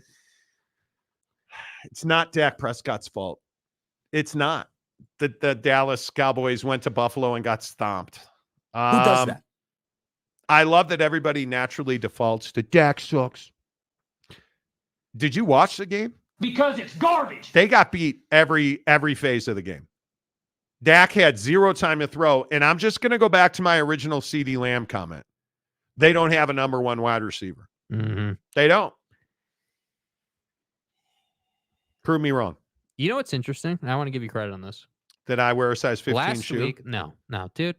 We'll get to shoes in a minute, okay? Just give it 10 minutes, okay? So last week, we talked about the fact that the Dallas Cowboys don't win ball games on natural grass. Correct. So what'd you go out and do? Oh, I don't know.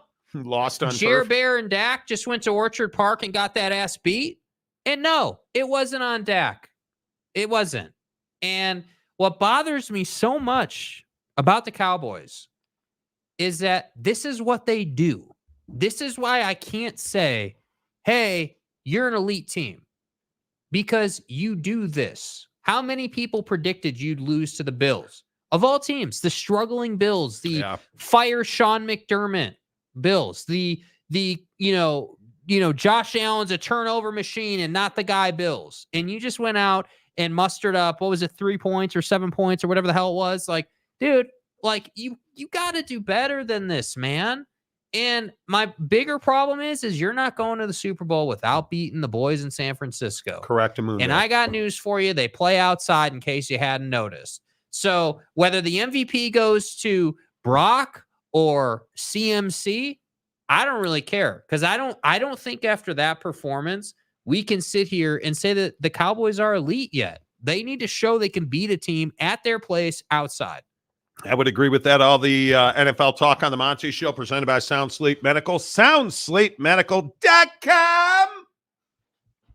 Do you snore? Do you know that snoring doesn't mean you have sleep apnea? Do you have sleep apnea? You need to know because sleep apnea kills people every single night in this country, and Sound Sleep Medical's got a great solution for you. Treat snoring and sleep apnea with no masks and no tubes. Just better, healthier sleep with Sound Sleep Medical. Use code MONTY, M-O-N-T-Y, to schedule a free sleep assessment today. SoundSleepMedical.com/Monty, you guys. As I battle a little frogginess here. Right. I reminisce about all of the people who said, it's too embarrassing. Are you embarrassed about snoring? Jake, do you snore? I'm sure I do. I snore occasionally. But it is embarrassing to talk about it. Are you embarrassed to talk about, hey, that you guys sleep in different rooms, so there's a lack of intimacy in your marriage?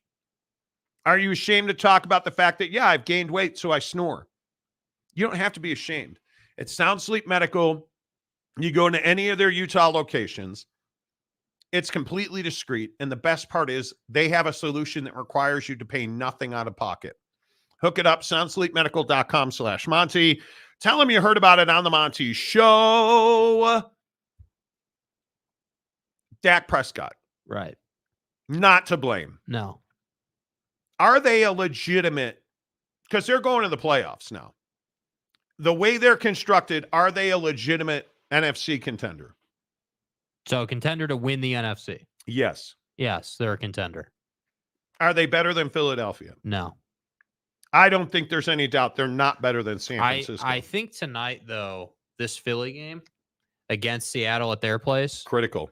In Seattle. Yeah. I think that this, because Jalen Hurts is dealing with illness, not feeling great. Can you go out and win a ball game against a team that, in my opinion, you should beat? If Geno plays, I think there's a real good chance that you have a really tight game. And Geno's going to be a game-time decision. And they're dressing 3 quarterbacks tonight. Geno Smith or Drew Lock. I'm taking Geno. And if Geno plays, I think Seattle's got a real good chance to beat Philly.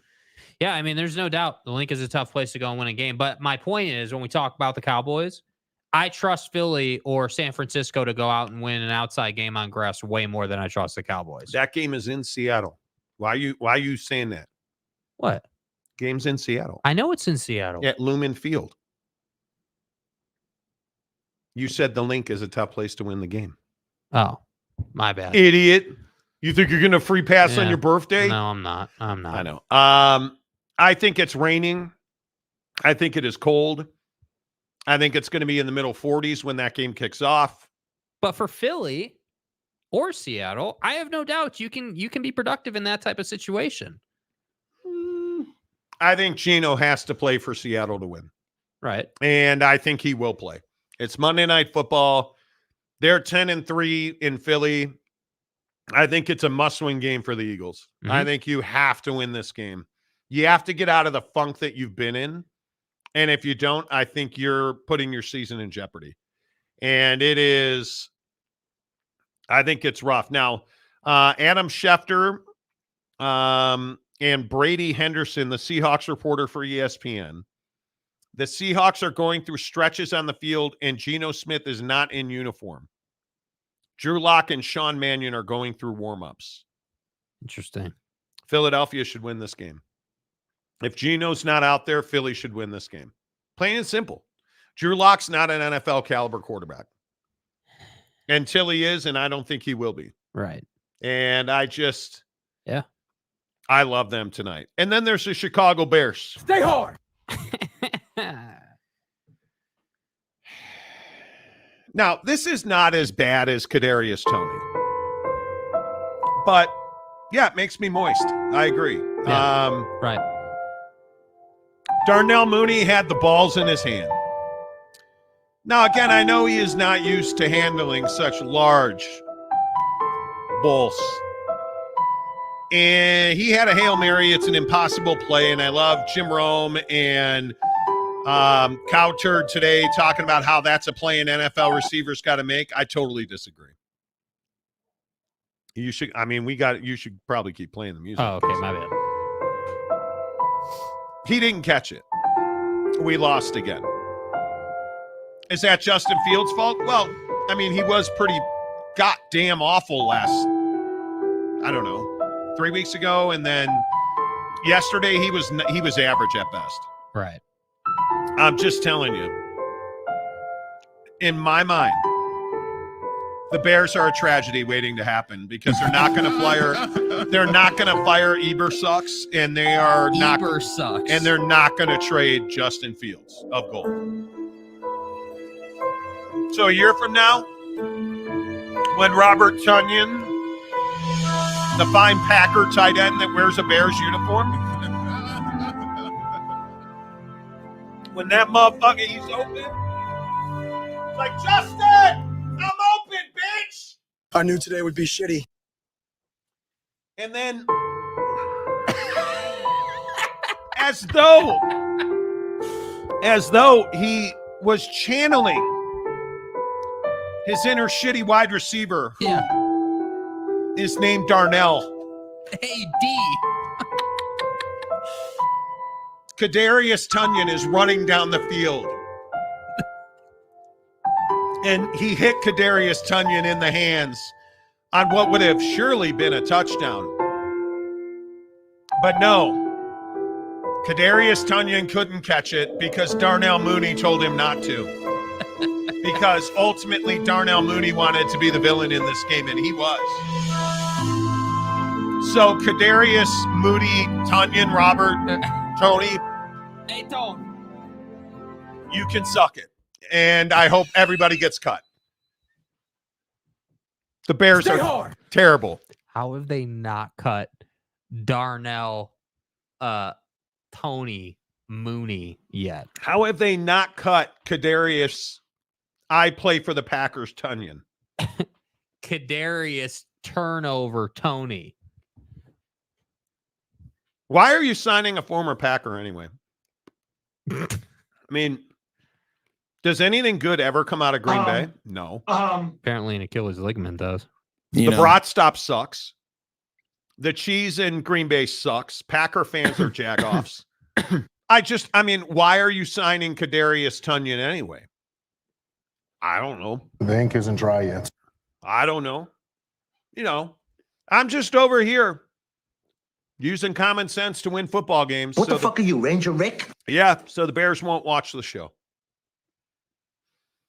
Okay. Do you feel better? No. You don't? No. Because, again, it's another Monday. And I want to say, Victory Monday! But I can't. It's never going to be said again. Because the Bears snatched defeat from the jaws of victory. And adeptly so. Like you knew you were winning that game. You threw it to Kadarius Tonyan. And he just couldn't bring it in. Kadarius. Take me to the brat stop. I don't know how you guys do it, honestly. Because I'm no longer a fan of whatever the hell football team this is in Chicago. I can't do it anymore, dude. You were never a fan, you poser. Yeah, you were never a fan. You're a fake fan. I'm a Bears fan for life. Bro, I'm a Chicago Cubs fan. But you go ahead and be a fan of your Giants. I'm a fan of the Chicago Cubs. You go ahead, you and Wasikowski. That's who you're going home with. You go be a Lions fan. I'm a fan of the Chicago Bears, and I'm not fucking leaving.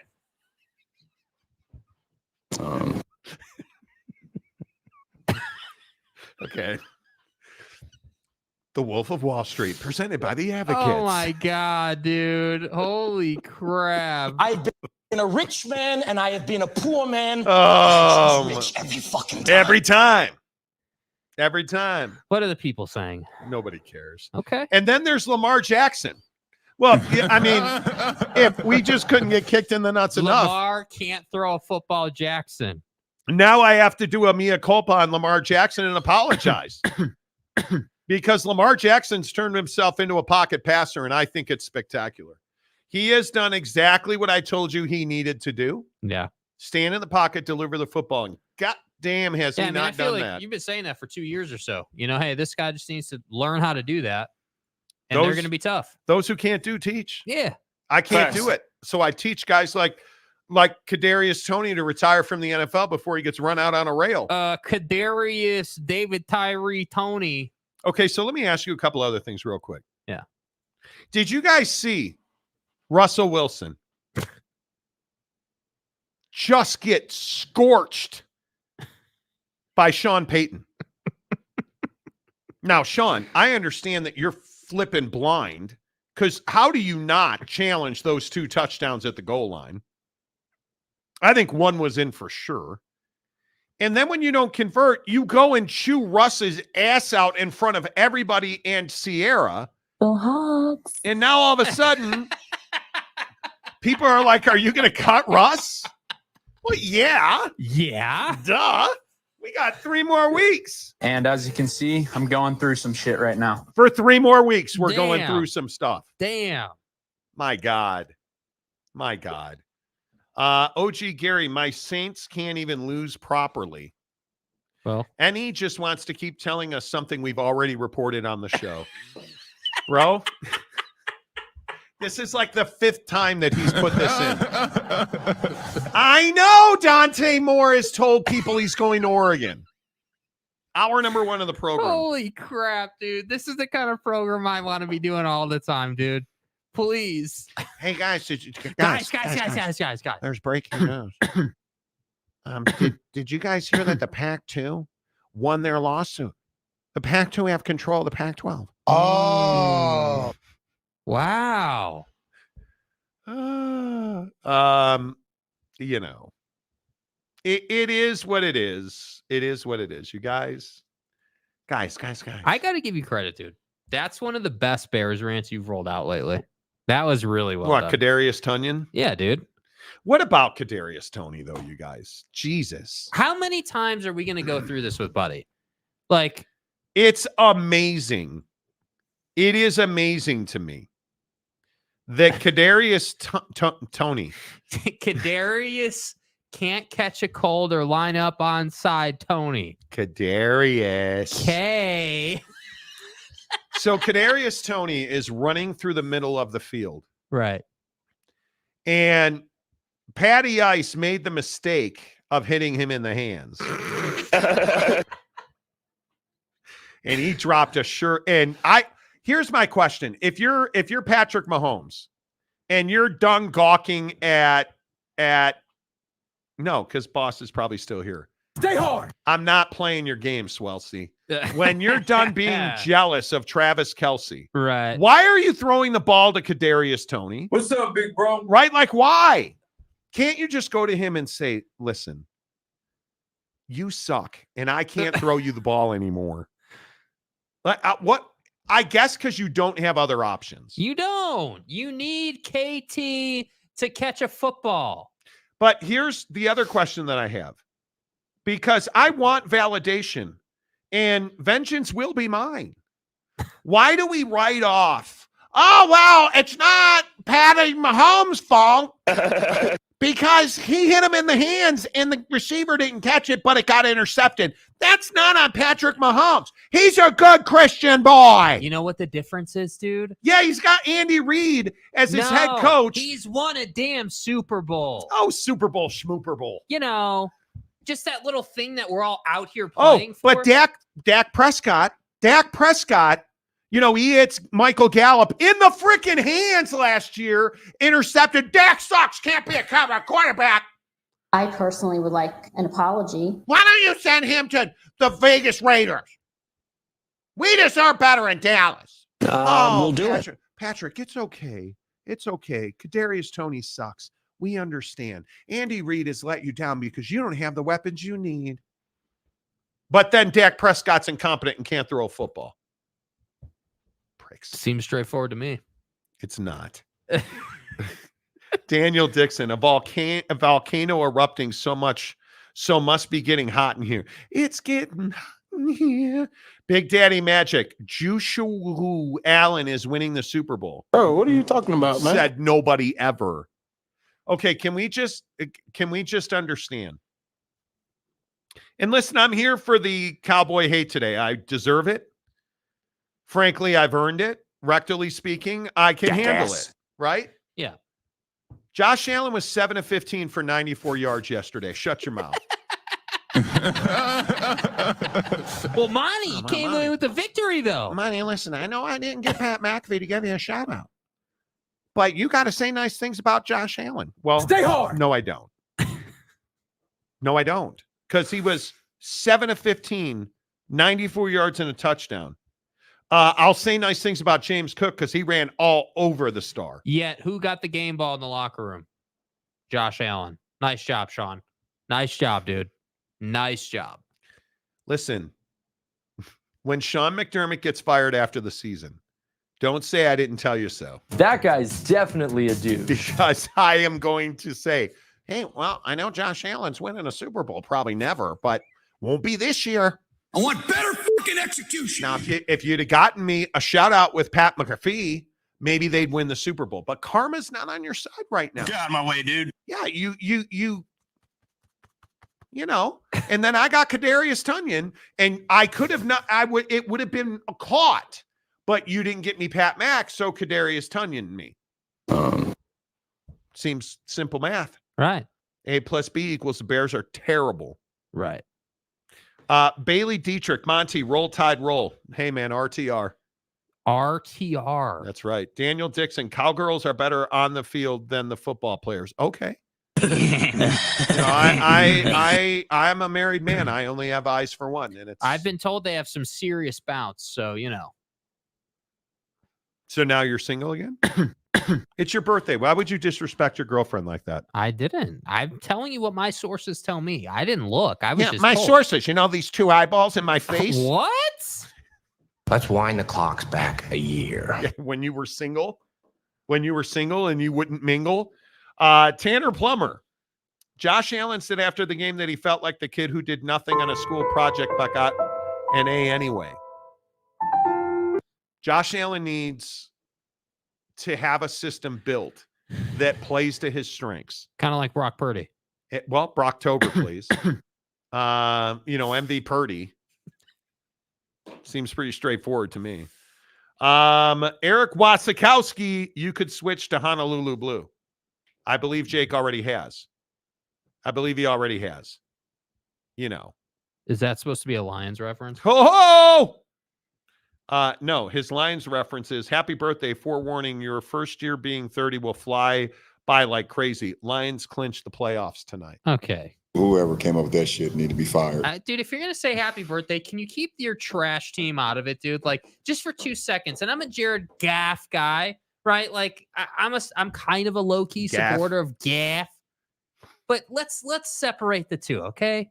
Okay? Maury Alvarez live from the happiest place on earth, Orlando. Oh, okay. Where Tiger Woods played golf yesterday. Happy birthday, Jakey Tools. Thank you, sir. Appreciate you. Good to see you. Appreciate Maury. the pictures in the members only chat. Yeah. Dude, Kobe White is unconscious from 3. Unconscious? Yeah, my bad. Sorry, I went full Zion on it there for a minute. Oh, yeah.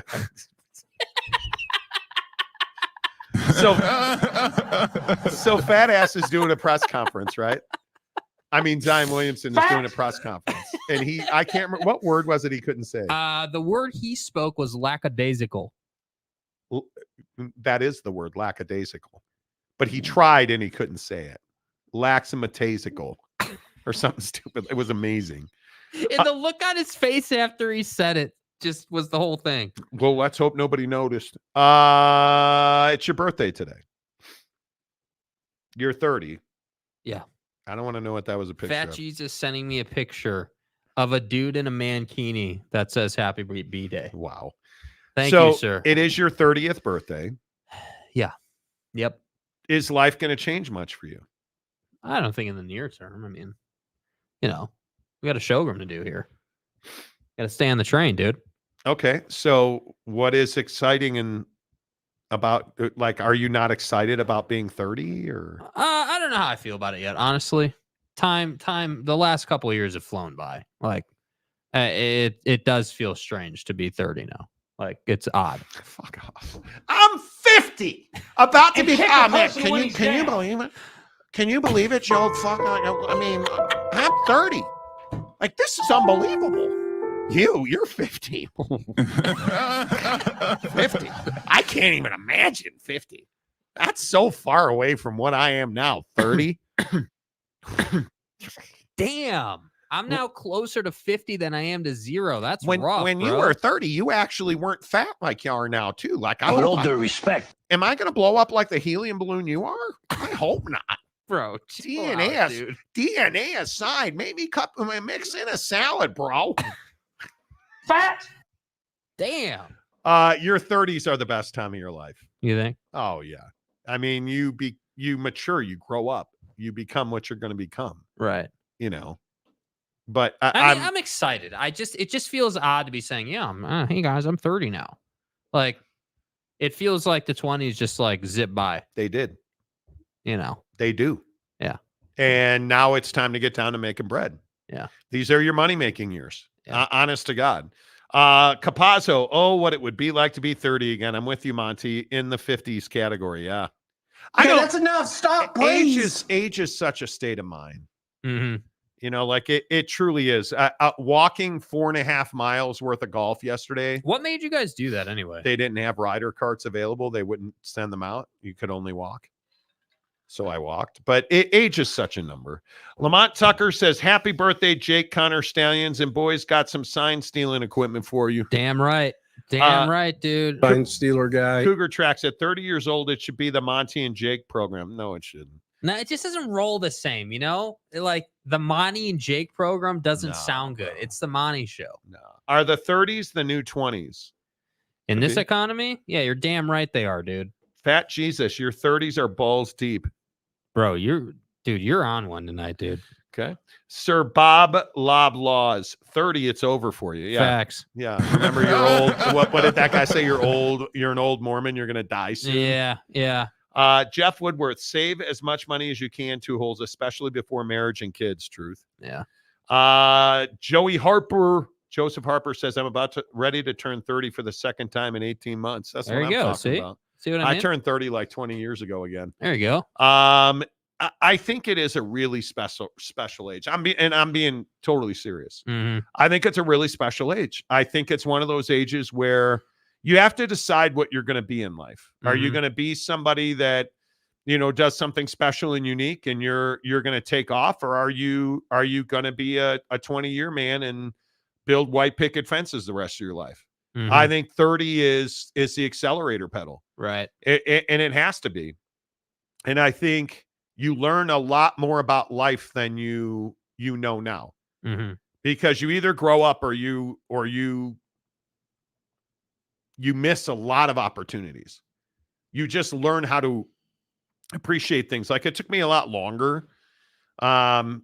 Once I got into my 30, when I was 30 years old. Yeah. Right. I was already in a radio career. I was already, planning for the future. Like, I was making almost no money my 30th, year, I started making better money, getting better opportunities. I understood how special things were. That, to me, that's what your 30s represent. Yeah, and I think it's, it's an exciting time. I mean, it's kind of like that conversation we were having earlier for those of you just joining us about the program and, how much growth we've seen. Like, I think, this has a chance to be something big, and I think that's, when I think about turning 30, I mean, we've been doing this show for, on YouTube exclusively 2 years, 3 years. This will be our third year, but 8 years. We've been doing this almost 8 years now. And I think it's come a long way, and I think it's still got almost a long way 9 to go. years. Yeah, almost. We're in our 9th year now. Yeah, so like when I think about it, it's like based on where we're trying to go with the show and where I'm trying to go with life, like it kind of lines up, and I think that's not an accident. But you still do stupid things like not having a Christmas present for me, dude. This is such a crock of junk, dude. So Monty wanted the OG Tiger Woods shoe, right? Don't give it away. I don't want to know. You don't want to know what I got you that you're saying I didn't get you. Yes. Okay. Then you don't leave me. So did you get me the Tiger Woods shoe? No, I didn't, because it was sold out. Oh. I was really excited. I thought I was getting the Tiger Woods shoe.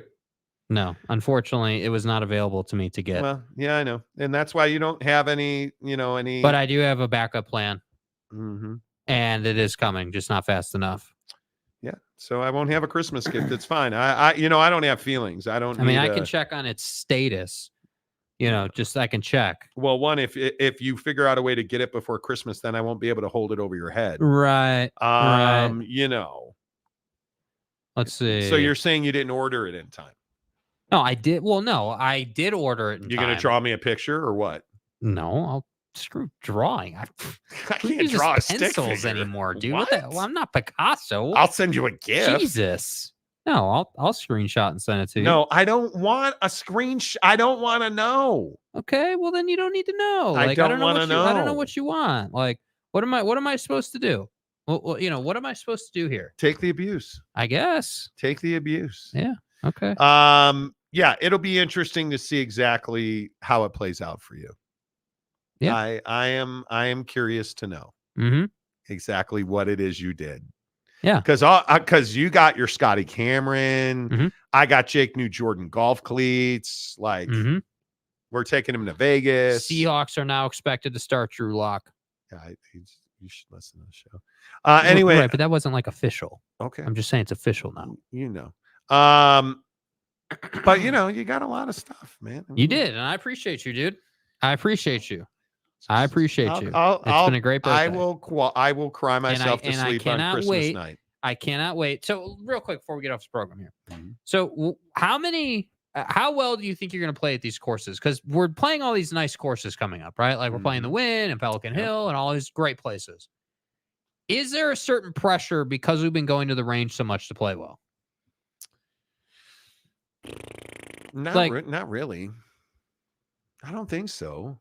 I played well yesterday in really crappy conditions. I was 3 over through 9. We only played 9 yesterday. I don't think so. I mean, I want to play. I'm ultra competitive, so I hate playing poorly. But pressure? No, I don't think so. I mean, I really want to play well at Pelican Hill. Yeah. I mean, but we'll see. I haven't had good driving range sessions lately at all, even a little bit. Greg Hawkins with $20. Happy birthday, Jake. Get yourself some Jack in the Box tacos. Appreciate you, dude. I will do that. Okay. What are you looking forward to? We'll be on the show tomorrow morning. We'll be on 6 Pacific, 9 Eastern. What are you looking forward to? I am looking forward to the nice courses we're going to play. Absolutely. Looking forward to meeting our boy Mo. Absolutely looking forward to that. Oddly, I'm most looking forward to Mastros. I have to say, we haven't been to Mastros in quite some time. A couple of years now. Yeah, and I'm really looking forward to that. Like, I'm looking forward to going to the treehouse. Okay, Jesus Christ. I'm looking forward to Mastros too. Yeah. It's probably the thing I am most looking forward to. Yeah. Vegas is going to be fun. We're going to be there for 4 days. It's going to be amazing. Yeah. Bucked Up Energy is the official energy drink of the Monty Show. BuckedUp.com. Use the promo code Monty. Until tomorrow morning. Say goodbye, Jake. Goodbye, Jake.